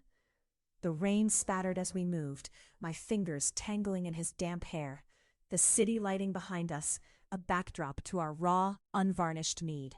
The kiss deepened, becoming a storm in itself. I was wholly lost, perhaps for the first time in my life, and I found myself craving this electric surrender. Meet me back here tomorrow, I whispered between kisses, the warmth of his body radiating against the chill, sparking a flicker of sweet determination. We'll decide this. He groaned into the kiss, a sound that mingled desperation with pleasure, and for that brief moment, I watched the shadows melt away, replaced by the echo of a future that hummed with promise. As we broke apart, breaths mingling and minds swirling, I felt it. A storm was rolling back in, but it no longer felt like chaos. It felt like clarity, a wild, reckless pursuit of hope. Tomorrow, he nodded, his voice steady now, a solemn promise I could feel all the way beneath my skin. Tomorrow. Little did I know, tomorrow would bring more than the world weaved from shadows and passions. It would shake the very foundations of everything I thought I knew. And I was ready for it. Chapter 18. Torn Between Worlds. The aroma of coffee and the crisp scent of fresh linen mingle in my kitchen like an intoxicating perfume, filling the air with bittersweet reminders of the life I've carefully crafted. I stand at the counter, staring at the coffee maker, watching the dark liquid swirl through the filter, as if it can save me from a heaviness I can't seem to shake. Despite the warmth radiating from the sunlit window, I feel an internal chill, clutching at me, pressing against my lungs. It's a beautiful morning, the kind that invites possibilities, yet the light seems to dance away from me. Today is the first day of the upcoming show at the gallery, and still, my mind drifts to that stolen night with Elijah, as if it were a roadmap to the wild unknown. Are you planning to pour that coffee in your mouth, or are you saving it for a rain dance? Marisol, my steadfast friend and co-curator, bursts into the kitchen like a whirlwind.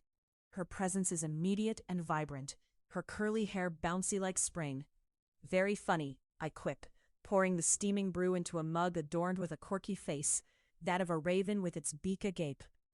I could use the rain dance, though, just to drown out the noise in my head. She flops onto a bar stool, her brows knitting together with a concern only a close friend can muster. What's bothering you this time? Is it your husband? Artwork? Or is it that dangerously charming guy I've heard gossip about? A casual remark suddenly feels like an earthquake's rumble. I can't seem to brush off the tidal wave of emotions that Elijah ignited within me. In the stillness between my breaths, I deliberated on how to respond. Maybe it's all of the above. Marisol leans closer, her dark eyes scanning my face for hidden truths. Look, I know you adore your paintings, your gallery, and your husband, but you can't keep pretending everything's perfect when there's this spark. Isn't that what makes it complicated? I mumble, swirling the coffee, the steam swirling like clouds. If only my thoughts could gather and disperse as easily.